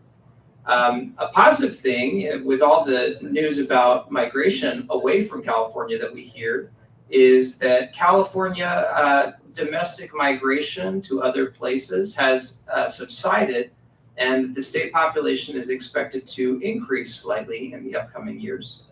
With regard to inflation, the Consumer Price Index is an index that economists watch to determine inflation and the cost of goods and whether it is increasing or decreasing.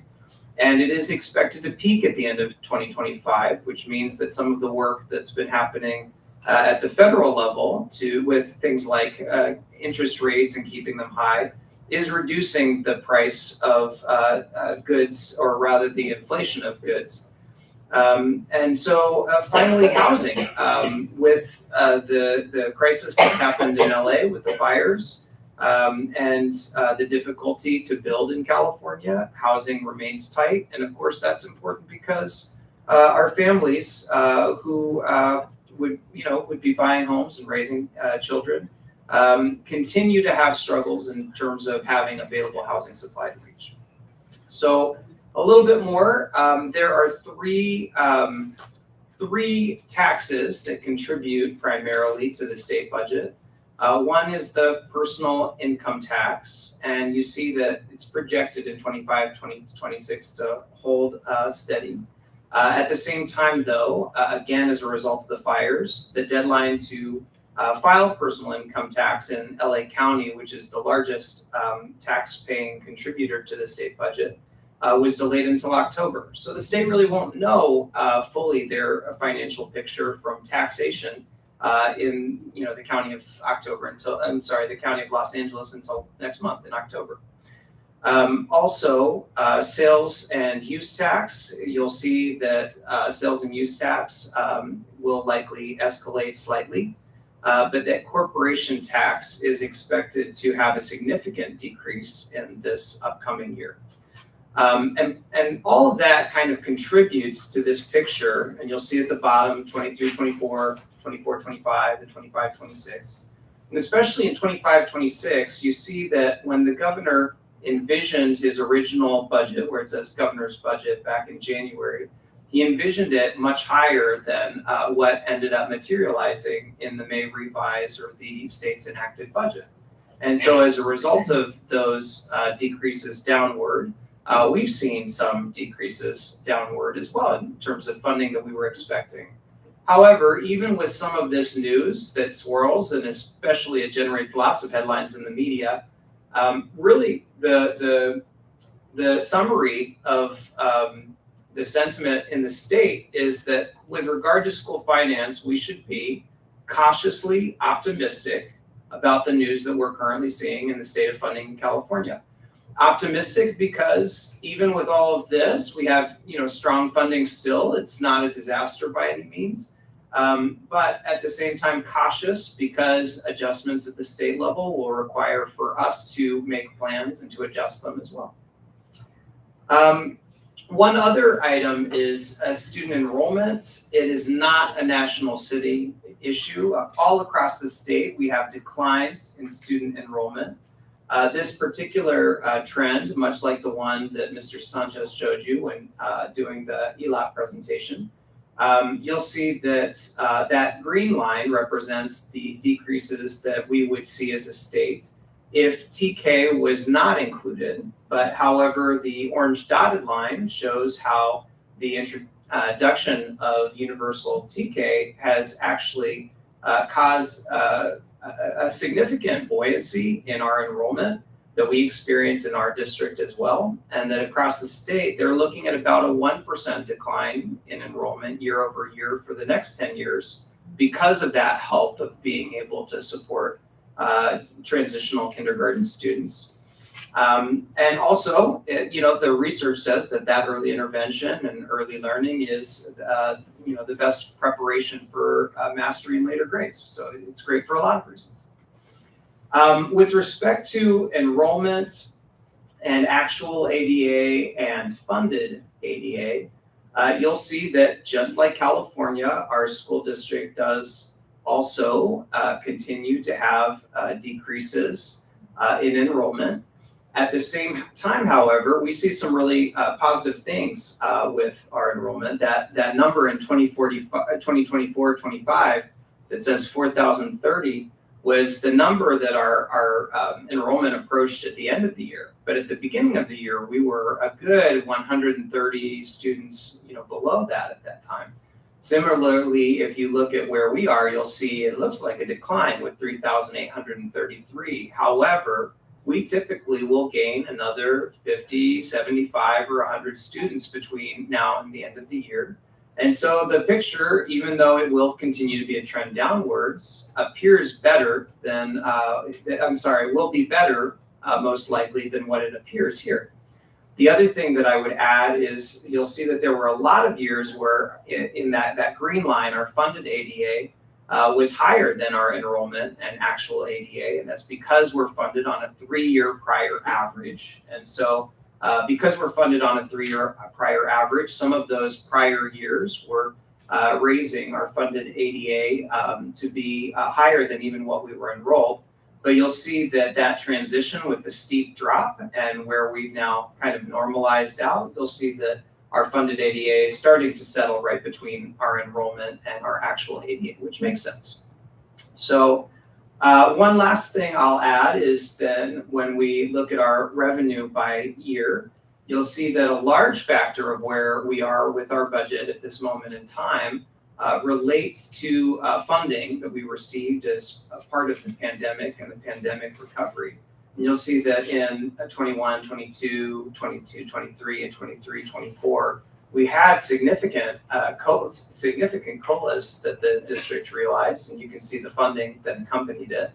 And it left the district in a situation where we had this challenge. We have additional funding that we're ready to spend, and we need to spend it down and support our students and staff as we do so. But then at the same time, we don't want to, spend that one-time funding on significant staffing increases. And then when that funding, of course, evaporates, it's difficult to decide what do you do with the staff, right? Who, of course, have become our family at that point, have worked in our schools and all of those things. So the district, received all that money and has been spending it down, and I'll share a little bit more with you about that as we look at some of the unaudited actuals. So, unaudited actuals. Again, the purpose of this report is really to show you where did we think we were in June, and where are we now in September? What was the difference and why? Okay. So when you look at our revenues, and you would see this, I believe, behind tab C, page 1, if you happen to be in there on form 1, you'll see that we have a number of different revenue sources, LCFF, or local control funding formula, which is a state revenue, federal revenue, other state revenue, and local revenue. And that we are bringing in a combined $89,713,881. And you'll see a portion of that is unrestricted monies that we receive, that 64 million number. And that $25 million number is the restricted funds that we see that are more closely tied to exactly what we should be spending it for. And there's a variety of categories. So interestingly, you'll notice that our total revenue projected for 25-26 is actually a little higher, 90,277,000. And how can that be if we have declining enrollment and some of the financial picture stuff that we were talking about? But things like the community schools program are going to add a little bit of additional money, and so you will see in subsequent years a little bit higher of a fund. So we brought in $89,713,000 and some change.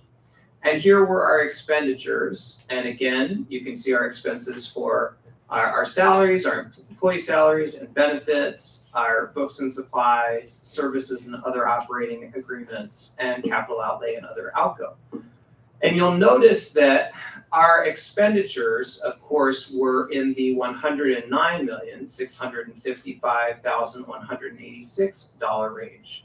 47 million made up of restricted funding and 62.6 made up from unrestricted funding. And so with our intake in the 90 million range and our outgo in the $110 million range, you'll notice that we do run a yearly deficit. And this is part of that process that I know that Dr. Berg, my predecessor, had been speaking about, where we would be spending down our funding. And so that's what the district has been doing. You'll see that the beginning fund balance was at 49,279,950. And then that net decrease in our fund balance was 19,778,941. So that ending fund balance for 24-25, and yes, it will become our beginning fund balance in 25-26, is $29,501,009. And of that, that 17.5 million are our restricted funds. And then below that, the remaining are unrestricted funds. It's just a little bit under $12 million. There's 450,000 that are restricted non-spendable, revolving cash, our stock inventory that we have in stores and items of that nature. You can't spend it. We already have them. They're like our supplies that we have on hand in inventory as part of, if you were running a business. Then we have 8.2 million in unrestricted commitments, of which there is a bit of wiggle room to assign allocations as needed. And then our state required reserve of $3.289 million. And of course, that's our 3% unrestricted reserve, which we are required as a school district to maintain. Looking at this slide, this will really tell you the crux of what the unaudited actuals report is all about. How far off were we between June and September? And then we'll discuss a little bit in terms of our reasons why. And so our total revenues in 24-25, you'll see if you look on the June 11th school budget document that's in Word docs, you'll see that 89,684,000. And so the adjustment was upwards about $29,000 to have just $89,713,000. So very small adjustment in the revenue. Some of the reason that this can be is because we're making assumptions about our enrollment until P2, which happens in April. And that's really when we have our final, know our final numbers in terms of what will be funded for that year. But you'll see it's also a very, very small adjustment. And then looking at our total expenditures in 24-25, you'll see that we were projecting $110 million, 151,000 in that range. And that we were actually very close to our actual expenditures, within $500,000, that we ended at $109,655,000 in that range. And so we've reviewed together what that reduction in our expenditures would be, and so that resulted in a net increase to the deficit. We thought we were going to be deficit 20,467,000, and we were only in deficit 19,778,000. Okay, There are a couple things that make that up: your difference in your revenues, your difference in your expenditures, and one other technical accounting item that you'll see identified as sources on your Form 1 that makes up that $688,000. So essentially, you'll see that that improves our position, that our beginning fund balance for 24-25 didn't change, but our ending fund balance for 24-25 improved by $688,000. That's how we arrived at that 28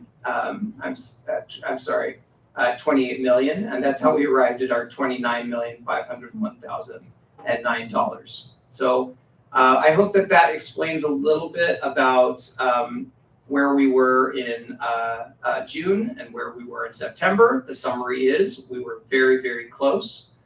Why do we see a little bit of a difference in this amount of money?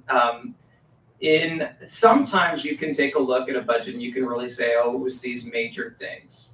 With an amount this small, having looked at it in depth, and Arena and I did look at it in depth, there really wasn't any major thing. One thing that we do is we budget as if every dollar will be spent. Sometimes you'll have departments, school sites, or different accounts, and they have a budget for this amount of money, and then they just didn't quite use all of it, right? And that really is the variety of lots of little times that happened that contributed to us having a little more money than we were expecting that we would. Okay. President Gates, did I see a question? I was wondering, like you're saying, that almost $500,000 difference. I mean, it is a chunk. Because of course we're looking for ways to replicate things like that. If it was something trackable that we went, oh, we don't actually need, or we were able to find other ways to take care of. So I didn't know that if there was something that you could spell out for us with that. Like I said, for considering for down the road, because if we should turn around and be able to go on a regular basis, okay, we thought we were going to use it, we didn't need it. Well, then the question is, does it need to be in the budget? Should we be allocating differently? I mean, if it's, if it was $1,000 for this event that wasn't spent and we hired somebody 3 weeks later than the beginning of the school year, so that was a bit of money saved or whatever, those things I understand, but I didn't know if there was something substantive. I completely agree with your observation. So, you have a budget and then you think you're going to use something and then you don't use it. Did you even need a budget for it to begin with? Absolutely. And I think that we've been in a season in the district, I haven't been with you the whole time, but we've been in a season where we have money to spend and we're spending it, to support our students and our staff, and we're spending down those reserves that we have.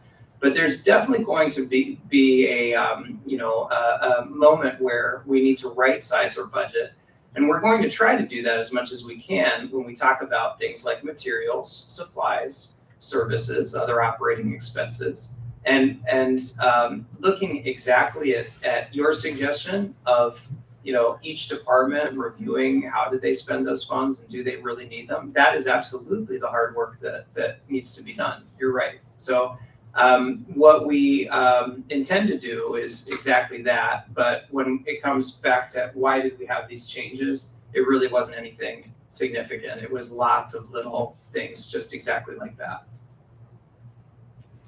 Yeah. Thank you.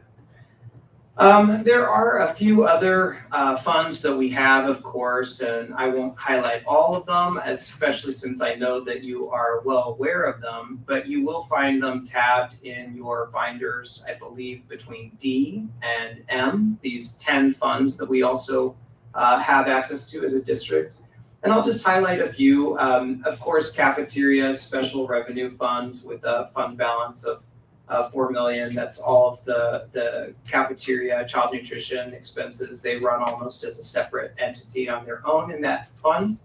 Of course, our building fund, Fund 21, that's our general obligation bond, Measure HH funding that is there in the building fund. Capital Facilities Fund, this you'll see is part of those developer fees funds that we've spent down as we've worked on playgrounds and fields for our students. That's, I believe that's it. That's all I'm going to highlight.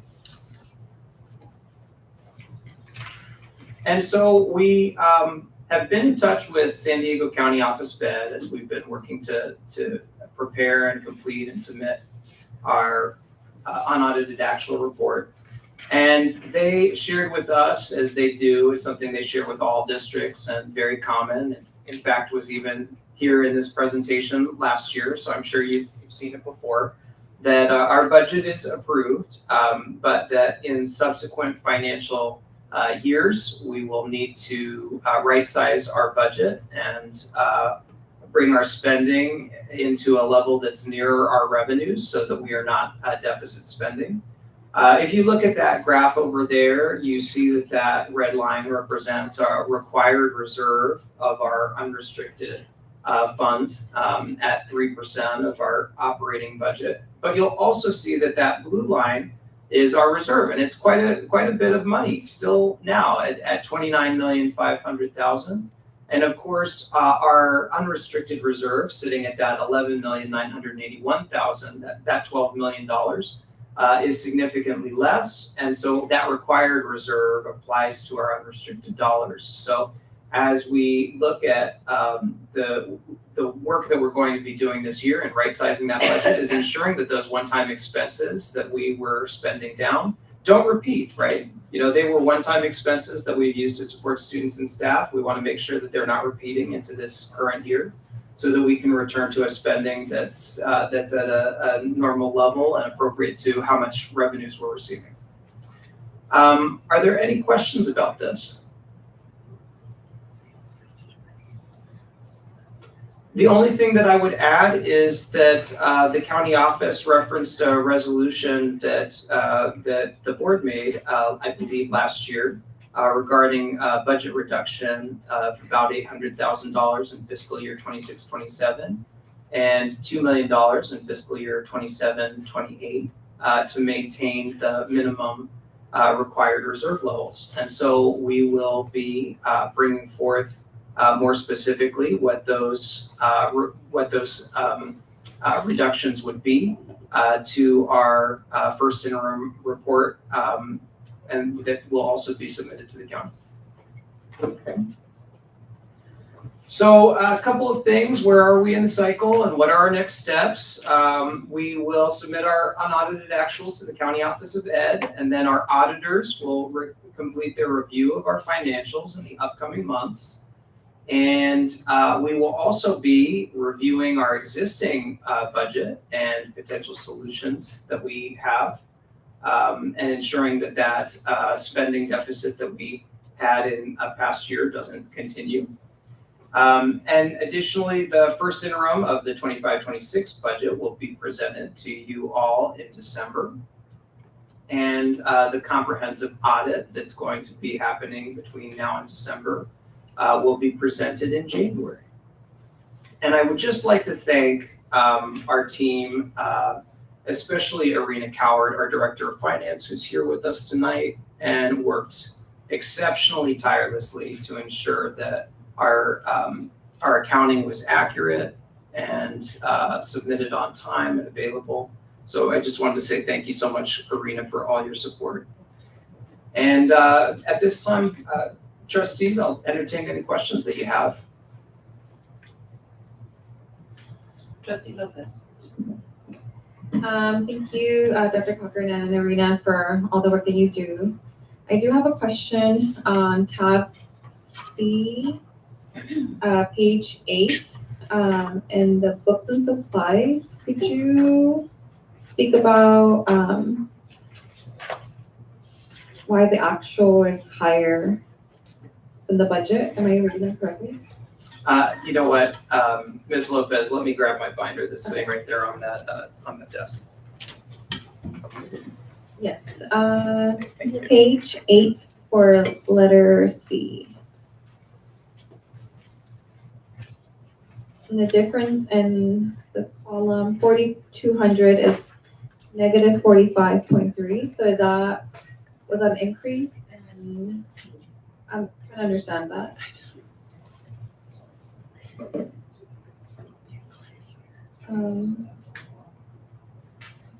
Yes, can you tell me specifically, I'm where you are? 4,200. Yes, So an unrestricted 182. yes, books and other reference materials. For the So actual, yeah. what this is sharing is that in 24-25, we spent $193,406 on books and other reference materials. And you're right that in 25-26, our budget for that is $105,860, right? So when we were working through the development of the budget process, that reduction of 45%, this would be a very normal thing for many departments to go up or down saying, oh, we don't need this in this particular year. And so as a result, we had a budget at this, but we're not actually purchasing these same materials that we purchased last year. So we're reducing the budget for the upcoming year. This would be an example of that. And thank you so much for the question.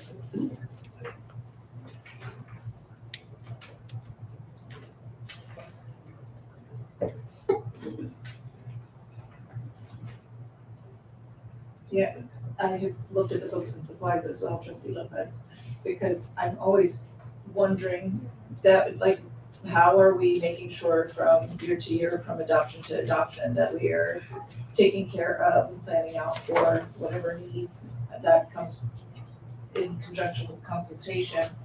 And for last year to this year, because if you're looking at page 1, I see we're doing overall a 35% drop. So this might be a question that is in conjunction with Dr. Filial. Last year's adoptions or whatever at what was it? Sorry, New Glasses at 8 million, and this year's adoptions are projected or purchases for books and supplies that are at 5.2. Do we have a particular adoption that we're investing substantially in this year? One thing that comes to mind, Trustee Gates, is that last year the district did adopt a science curriculum. And so that would be an example of something where in a year where you're adopting a textbook, you're planning and increasing a budget in order to adopt a particular textbook. And then subsequent year, if you're not planning on adopting a textbook at that time, then you would be reducing that budget or allocating it elsewhere. Dr. Filial, anything to add? Yes, what you're commenting regarding the science adoption, that was accurate. And then looking at any further adoptions, those are discussions that we would be starting to have in the fall, but not planned for next year.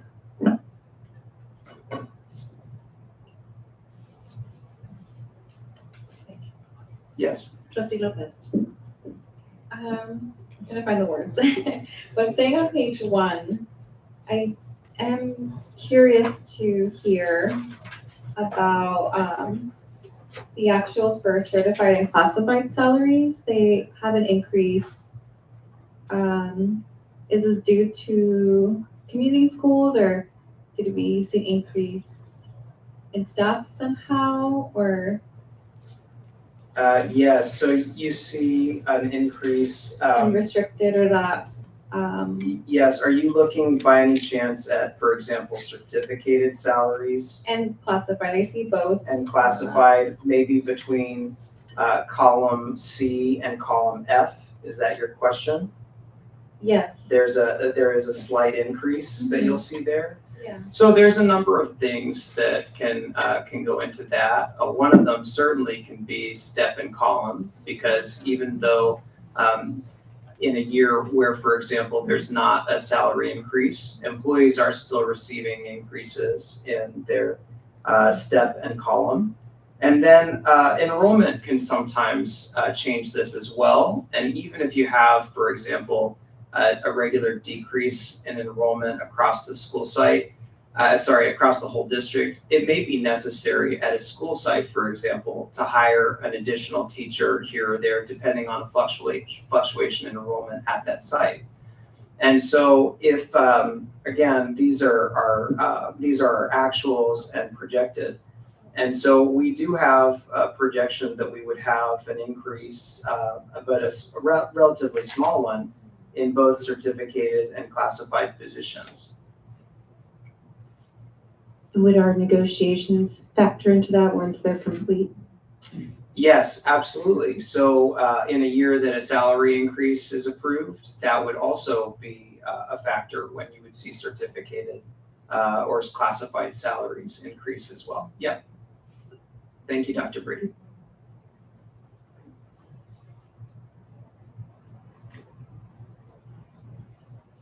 Any other questions?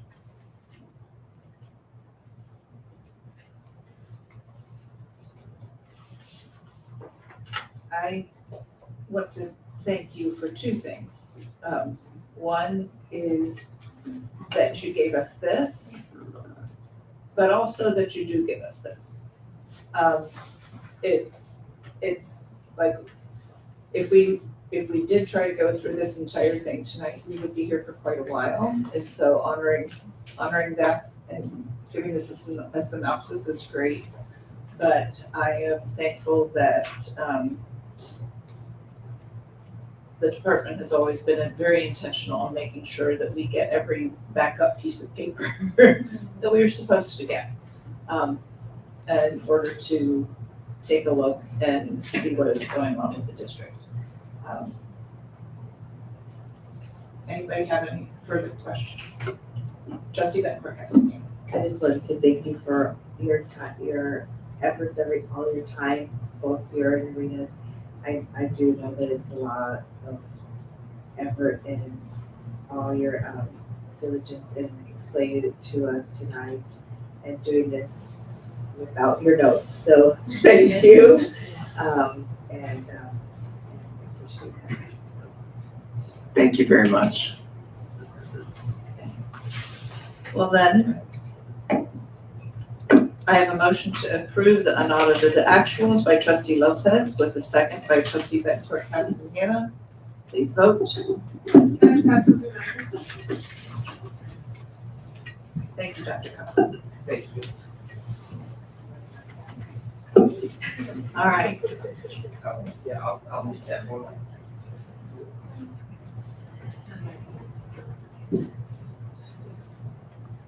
Item 12B is to authorize membership for the district administrators and the Association for Supervision and Curriculum Development. Do I have a motion? Second. All right. Dr. Cochran. Thank you.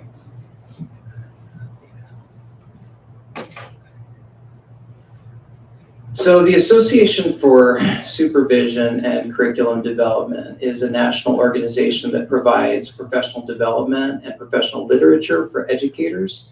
And so approval of this item authorizes our site administrators at each school site to, at their discretion, purchase a yearly membership for $119 using school site funds.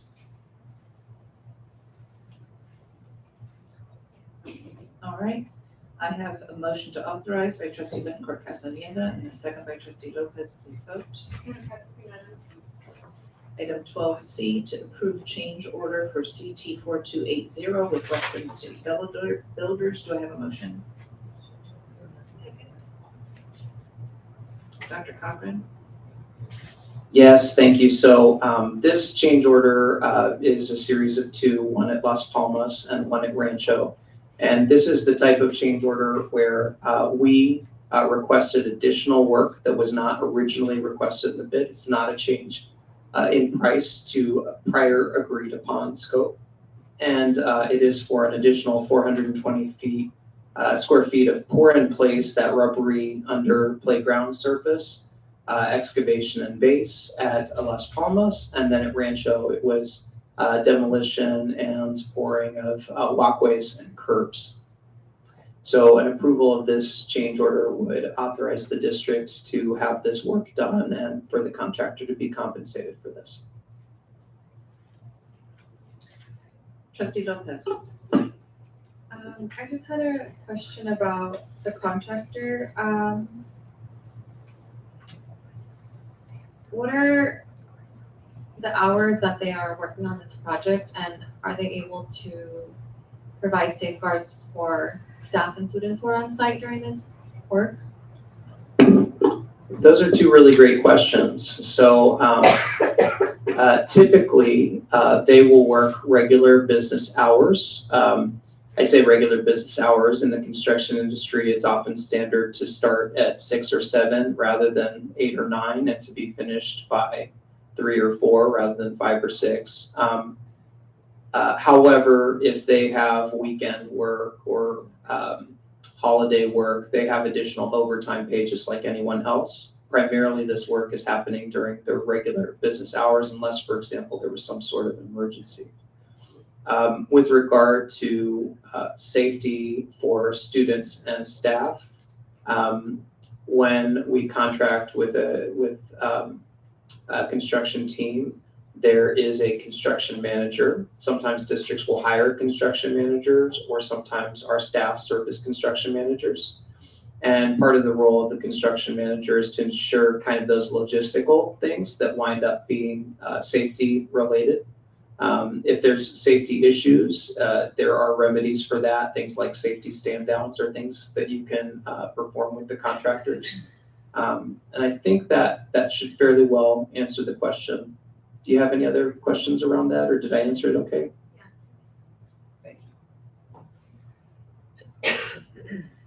All right, I have a motion to approve change order for CT 4280 by trustee Bettencourt Castaneda, with a second by trustee Lopez. Please vote.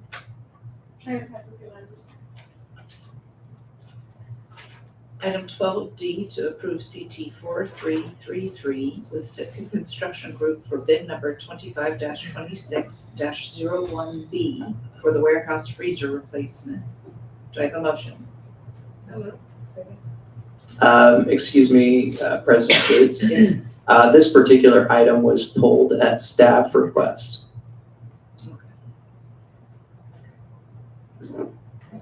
I think we'd like to make a motion to reconsider, to not vote on this item tonight and table it for a future meeting. Motion to pull item. Okay, I have a motion to approve to pull item 12D by trustee Lopez. Okay. All right, we have a motion to pull item 12D by trustee Lopez with a second by trustee Bettencourt Castaneda. Please vote.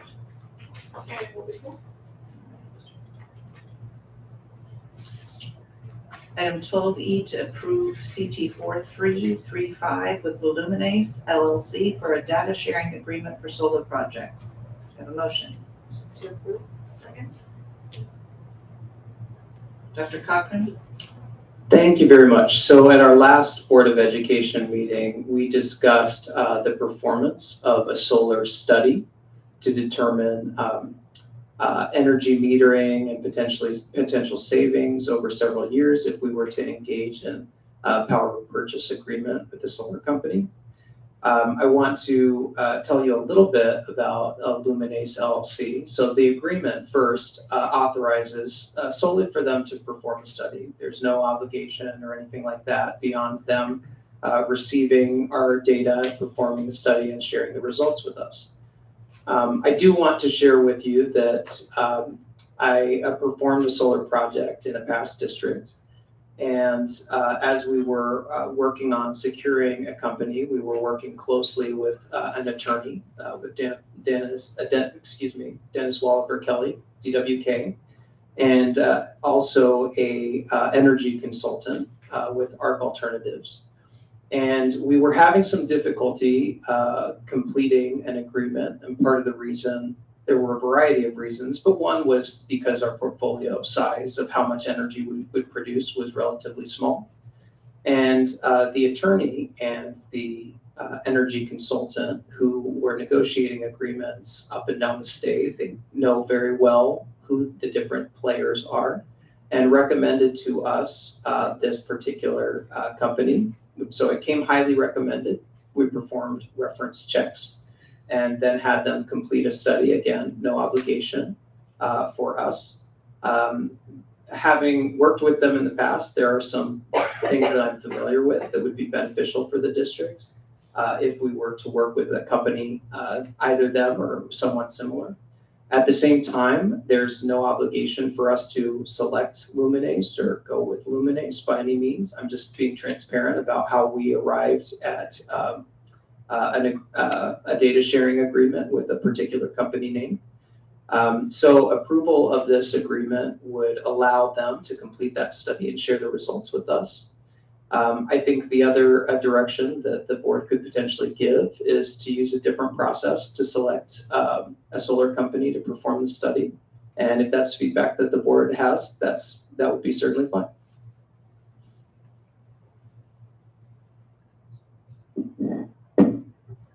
Is there a cost for the district for this study?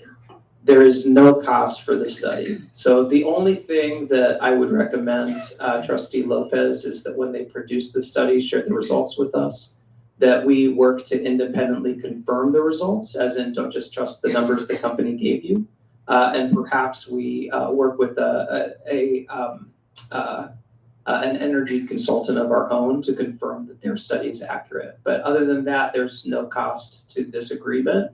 It could have, of course, been on consent items, but it had a high profile nature, and that's why we wanted to share it with you here. Trustee Benton for Christine. Could we consider getting two consultants at the same time to do them simultaneous to do a comparison? Yes, we could request another solar company perform the same study for us, absolutely. If that's something that the board is interested in, we could bring a second one. Yeah, yes. Since there's no cost to us, there's no loss to us. The only assumption that I have is that both would still wish to participate, knowing that we were, having two different companies perform the study. But I don't see any issue with that at all. Trustee Lopez.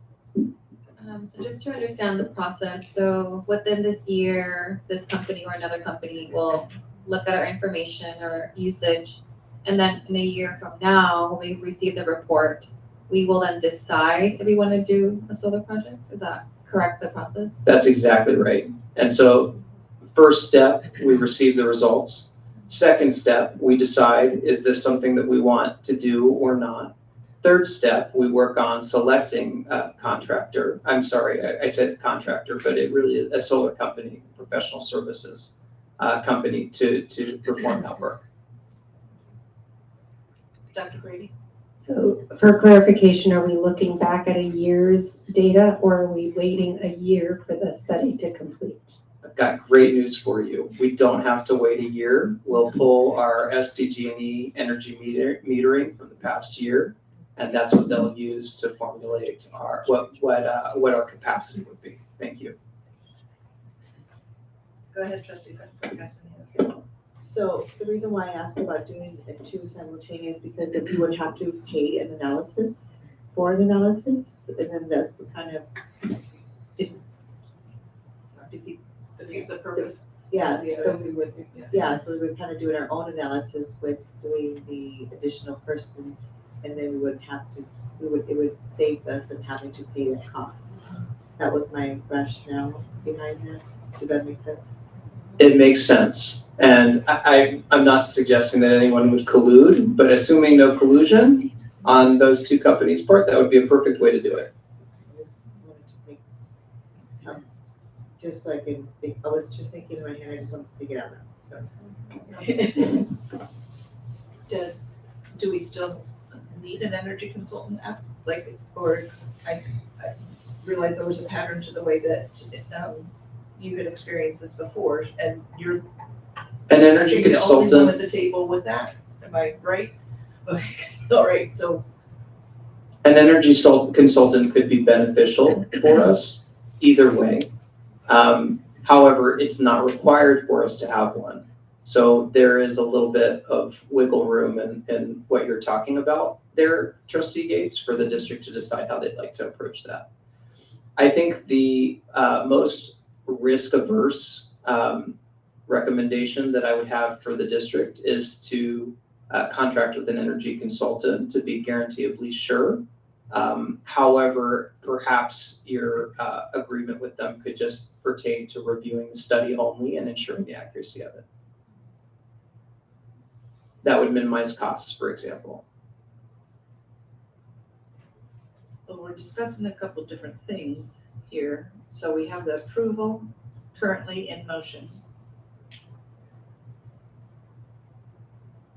But we're also discussing the possibility of a second. So, I'm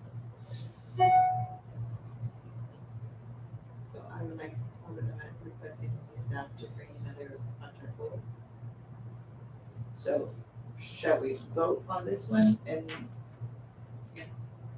then make the request? Is what we're doing. Okay, so we'll let this stand alone. To approve CT 4335, I have a motion by Trustee Bettencourt Castaneda with a second by Trustee Lopez. Please vote. With the request made. Thank you, noted, and you will see us bring forth an additional data sharing agreement with another energy company. And I think that's a strong way to approach it. Appreciate the feedback. Well, when you talk about evaluating a year's worth of the school district size of SDG&E bill, that actually kind of hurts. So, ouch. Item 12F, adopt resolution 25-26.26 for GAN appropriations limit for the 2025-2026 fiscal year. Do I have a motion? Second. Dr. Cochran? Thank you. So the GAM resolution is a statewide initiative that was approved by California voters just a few years ago in 1979, and it established funding ceilings for taxpayer-funded items like schools and school district operating budgets. And so it ensures that government spending from tax proceeds doesn't exceed a certain level. The adoption of this resolution recognizes that we abide by the requirements of the GAN amendment and that we have established our own GAN limits for 25-26. All right, I have a motion to adopt by Trustee Bettencourt Castaneda, and a second by Trustee Lopez. Please vote. All right, item 13 is board cabinet communications. Trustee Lopez. Thank you. I'll try to make it brief, but no promises. First, I want to say thank you to our Lincoln Acres students for presenting today with the Wolf Squad. Thank you for being role models and excited to see it pilot to other schools. I want to say again, congrats to Elizabeth Sandoval as our volunteer of the month and Miss Christina Benson as our employee of the month. Thank you for all you do. And welcome Ms. Isabel Reed to our district. We're excited to have you. I also want to say thank you, Ms. Shelby at Olivewood, for having myself and Dr. Brady and other staff visit your classroom last week. Thank you for your advocacy for your students, your love, and your dedication to them. And we're committed to work alongside you. Thank you, staff, for your presentations today and all the hours that you pour into to our district. And just want to say my thoughts and prayers are with the tragedies of today, the remembrance of tomorrow, so many things happening, and just thinking of everyone who's affected and involved. And I do want to say also a special happy incorporation birthday to National City. Happy 138 years of incorporation to the county next week. Happy early birthday, President Gates. and happy early birthday, Trustee Avalos. I also want to say happy Hispanic Heritage Month. I think it's important in this time that we recognize how beautiful our culture is and our language and our people. And I hope that this month reminds us that the great contributions Latinos have made in this country and continue to do so. And also reminding us that Latinos don't have to contribute anything to society to be worthy, to live in this country, to reside, as we also are guaranteed life, liberty, and pursuit of happiness. And just want to wish everyone a happy and restful fall break. Thank you. Trustee Bettencourt has something. Thank you. Just wanted to congratulate our students from Lincoln Acres, the Wolf Squad, for their wonderful presentation. And I'm looking forward to other schools to have the same program. I was very excited to see the message that they provided tonight and their bravery for being the first group to have their very powerful message. It was very important that the words that they shared tonight, and I think it's hard to hear some of those, like you said, it's hard to hear some of those words to be shared out to us. So, like you had mentioned, thank you for the presentation from Mr. Sanchez and Dr. Cochran and your team for all the hard work again, like I mentioned.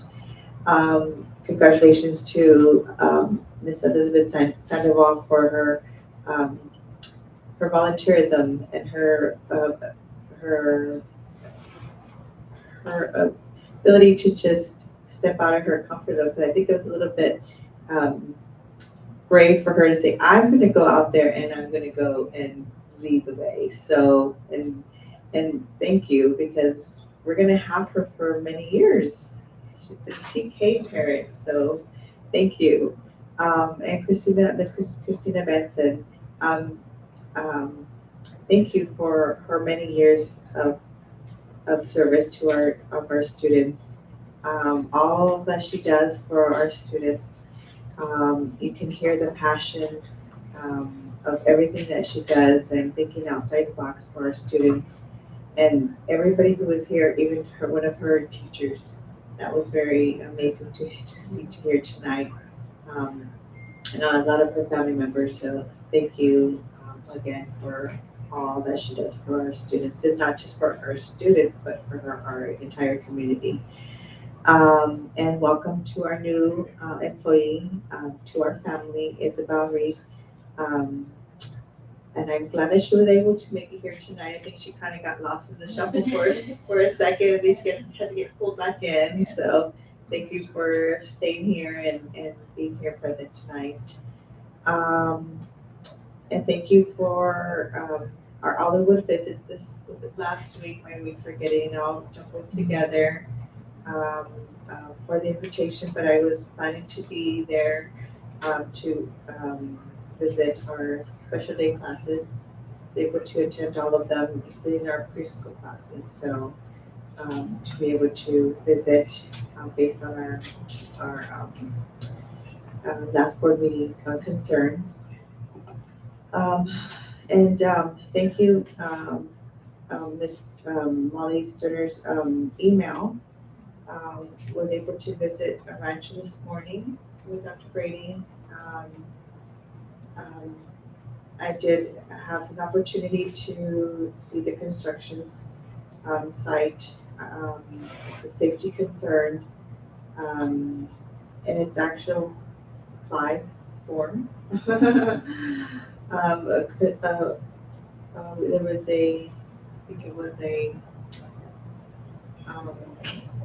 was some sort of truck coming in, cement truck coming in. So we do have conversations that need to be had in regards to some safety. I should have recorded it, but I did not. But Dr. Cochran, I think we have to have a conversation, or not me, but Dr. Brady. Already done. Okay, thank you. There are concerns that we need to have addressed. So, so there is, need to make sure our kiddos are safe and our staff are safe as well. So, but I know that construction is, needs to be done, but not at our kids' expense. So we need to, in our staff. So please be sure that everybody is safe and the communication is clear. But thank you for that communication. But when I made the comment about the noise, it was not a direct, it was not directed towards anybody. It was because I did have a visit to Eltion and I happened to be there during the construction and I actually heard it myself. So I apologize if I offended anybody, but it was not in any way because anybody complained. It was just that I was out there. So please, again, I apologize, but it was no intention for anybody to, it was not any directed to anybody intentionally. So, but I hope we can take care of the safety issue there. But with that, I just want to wish President Gates a early happy birthday, and Salvo that is obviously not here, happy early birthday as well. I know she celebrates the whole month anyway, so. That's the way to live. Yeah. In my family, you celebrate until your birth date, and I have one of the longest because I set mine runs at the end of the month, so I get lucky. But anyways, with that, everybody have a wonderful evening. Dr. Cochran. Thank you. A couple of things. Trustee Bencourt Castañeda, thank you for sharing that with me. And of course, we'll be addressing it. Like you said, construction, it's a very difficult thing. And at the same time, there are ways for us to build on an active campus safely. And if there's safety issues, we'll certainly address them. Wanted to reiterate my thanks to our Director of Finance, Serena Coward, for all of her work developing our unaudited actuals report. Wanted to say congratulations to Ms. Benson, who represented our teachers here tonight. That was certainly heartwarming to watch. And it was also heartwarming to watch our respectful, intelligent, bright, compassionate Lincoln Acres students share about their work on campus. I wanted to add that the ELAP presentation that Mr. Sanchez gave was a great presentation. And hidden in there is also the opportunity for us to recover attendance through those after-school learning activities. So I want to extend thanks to our Ed Services partners and all the teachers who work in those programs and staff who support it for that very important work. And that's it for me. President Gates, early happy birthday as well. Dr. Kemp. I too want to say happy Hispanic Heritage Month. Thank you for all the contributions that our Latinos have contributed to our country. Congratulations to the Wolf Squad for trying something new and implementing and sharing with us so early on in the process. So I look forward to seeing how others may do something similar. Also, congratulations to Ms. Sandoval and to Ms. Benson for all that you do. We definitely cannot do the work without you. So thank you so much for supporting our students. Also, thank you to Dr. Cochran and to Mr. Sanchez for both of their presentations. Also, just wanted to say, hope everybody has a chance to enjoy the break, get some rest, and enjoy the time with family and friends. And then also, happy birthday to President Gates, Trustee Avalos, and to Mackenzie Kepin, who will turn 17 on Sunday. So. Dr. Filia. Yes. Happy birthday, absolutely. Birthdays to all. I wanted, again, just to highlight one component of that ELOC presentation, which is that we do have our fall intercession coming up. So families, there is still spots available. So just reach out to your school sites to be able to go ahead and participate in some of those great activities over the fall intercession, which is going to be held at Lincoln Acres and at John Otis this year. Additionally, I want to thank the board for approving our amendment for our Family Resource Center this evening. They are a great partner, and we're also actually excited to share that Operation School Bell. We've just been notified that they will be awarding NSC a grant of $6,000 worth of clothing, so uniforms and shoes and undergarments to create a revolving closet for students in need. And so that gift form, of course, will be submitted to the board as we get more details, but the FRC will help us facilitate the distribution of those resources to our families. Dr. Brady. All right, well, I think Trustee Lopez and I are in sync because as she was starting her comments, they were all mine. I do want to start by just acknowledging 9/11 tomorrow, and thank you, President Gates, for always starting with a moment of silence when we are acknowledging that violence exists in our communities. And 9/11 is one of those days that we will never forget.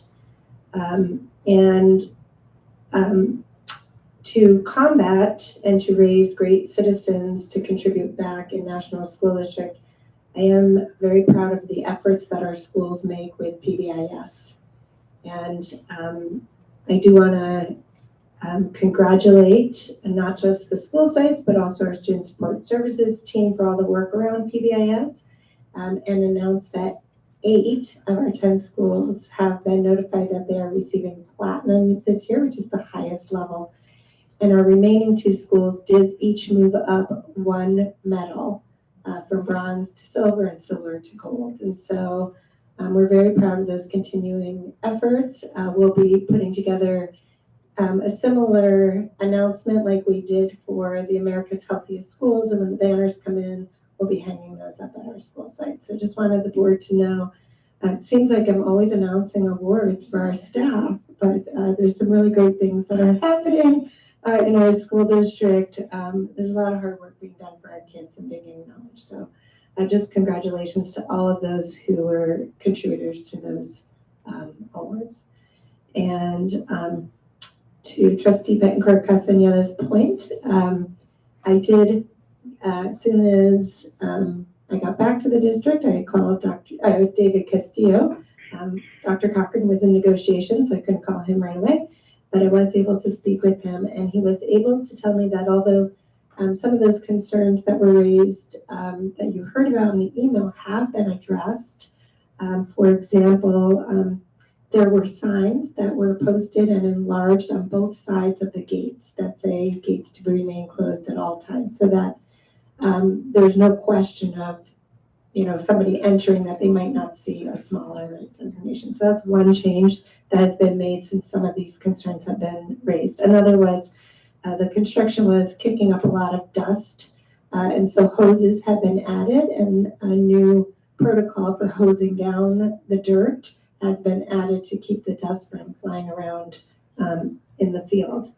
And then the third was that there was a fuel truck that was fueling some of their other vehicles close by the buildings, and that change, I believe, Dr. Cochran and David Castillo went out to the school site and helped to adjust that and have made that change. But after today, I mentioned that there were some ongoing concerns that could use some focus, and we talked about the truck.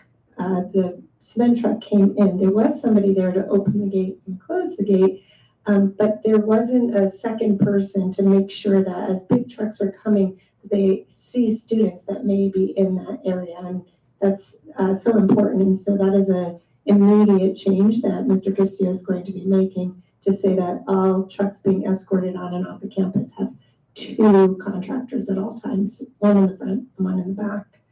Another is we noticed that there were 2 separate construction groups working. One had yellow vests and the other group One guy had a hard hat, so you assumed that he was a contractor.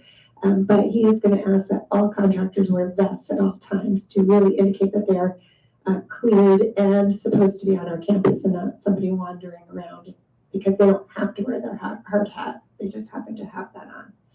And then we noticed that a few of the fencing, there was a fire drill at El Torreon, and all the students had come out onto the blacktop area and stood on the small fencing that was there, and it didn't look like fencing when we left. And so they're going to go in and reinforce that with some more sturdy mesh fencing, both in that area and on the playground. So the concerns were heard. We're continuing to work on them. Did you want to add one more? Yeah, and then they're driving their personal vehicles on and off the campus as well, because that shouldn't be something that they should be doing during the school hours. So if you're going to have your personal vehicle, either you have it off campus if you're going to try to go on and off during lunchtime, or if you just have it remain on time all the time until you're going to leave. So if lunchtime you want to use it, you park off campus to minimize the use of the utilization, during, while the kids are on campus. That's another thing that we wanted to take a look at. So if we can not have that accessibility, unless obviously there's an emergency, that's something, we're not obviously cannot foresee, but that was a concern as well. That is correct. That's one more thing. Thank you. And if you just look at that camera right there, Mr. Castillo is watching all of our meetings, and I'm sure he's already marked that down, check. But again, things do come up. So if other concerns come up, we'd love to hear them, work on them, make sure that our schools are always as safe as possible. So that's just one more thing I wanted to say about that. And happy birthday on the 25th to President Gates, and on the 19th to Trustee Clerk Avalos, and happy fall break to all. Oh, and we do have cake for anybody who's here at the end of the meeting would like to join us.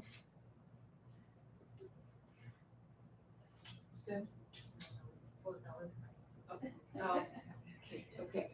All right. I would like to thank the Olivewood School for hosting our visit the other day, Trustee Lopez and Dr. Brady. It was good to be in classrooms, and the teachers and their aides and students tolerated us for quite a while, and just continued to live life and do teaching and be kids, and that was all a real gift to see. I'm thankful for the reception that we receive when we go places. I know it's odd to have visitors come in and stand and look at you, but they're always very gracious, and those we were with were examples of that. So thank you for that. Just a shout out to the bargaining teams right now as well. It's always a lot of extra work, and so whether it's the administration's bargaining team, whether it is the teachers or the certificated or the classified staff bargaining teams, we know that you're taking extra time from the duties that you already have in order to meet and to fight for, to ask for, to push for the best for students and for staff. And so I just want to take a moment to honor the work that's being done by bargaining teams, because it is hard, and to do it in a way that respects everyone in your care is it's a substantial need. It's sometimes a thankless job, and I do want to thank you for it. So thank you for the presentations tonight, and I appreciate the information shared by both of your crews of people, and the time and effort that went into thinking through those and anticipating things we need to know. Let me see. For Mrs. Benson, she was the phone call that got me running for this school board thing 5 years ago. And so it's always fun to see her, but it is great to see her be honored tonight. And to Ms. Sandoval, the same thing. For those of you out there who find that you have those spare or not as spare hours or half an hour in the morning or half an hour in the afternoon, we are thankful for you when you're able to share it with our kids. Ms. Chavez and the Wolf Squad, thank you as well. So I do have a request, if we are able to do this. The district has made substantial efforts to evaluate on a regular basis the safety that we provide for our students. I mean, we're regularly trying to meet that need, and we're regularly trying to respond. And so we have been out, some of our trustees have been out recently with eyes to that back fence at Las Palmas. But when we go out, not all eyes are looking, like we're looking for different things. And so now we have had another lens given to us. We've looked before to evaluate the accessibility of that fence area for potential evacuations, and we've received feedback from the police department, from the fire department regarding that. But at this point in time, it sounds like we need to evaluate for our hopefully friendly interactions from the golf course, but not necessarily wise interactions from the golf course. And so, like, when I try to remember what that corner looks like, I realize it's been a little while since my kids were there, and I don't, like, my memory of it has it kind of down and in and not just accessible for access. But I just like to make sure, if we can, I mean, hollering back and forth is one thing. You want to steer our kids away from you know, we just, the wisdom is people are strangers, right? But if we could look with that lens this time, like I said, it seems you can do the same thing 15 times and 15 different people are going to see it 27 different ways. So that's my one thought there. Go ahead, and I have, I think, one more shout out. So when we have a situation where a man jumped on the roof of Olivewood School, it came forward as this was a safety concern, and we immediately went out to raise all of our fences from 6 feet to 8 feet. Recently, we have started to put the privacy vinyl in our fences, and it looks great. You can still see behind it. I think, Trustee Lopez, you were looking at it today at Kimball, and the principal said, oh, we need to do the back fence down below on the other playground because that's where some of the unsheltered people kind of come up and talk to the kids. I think when we were at Olivewood, the principal asked us the same thing. It's great that it's in the back, but we need it over here. And again, we heard it tonight. So it is something that we have talked to Mr. Christou about, and I believe we may be at our threshold for being able to continue with that project.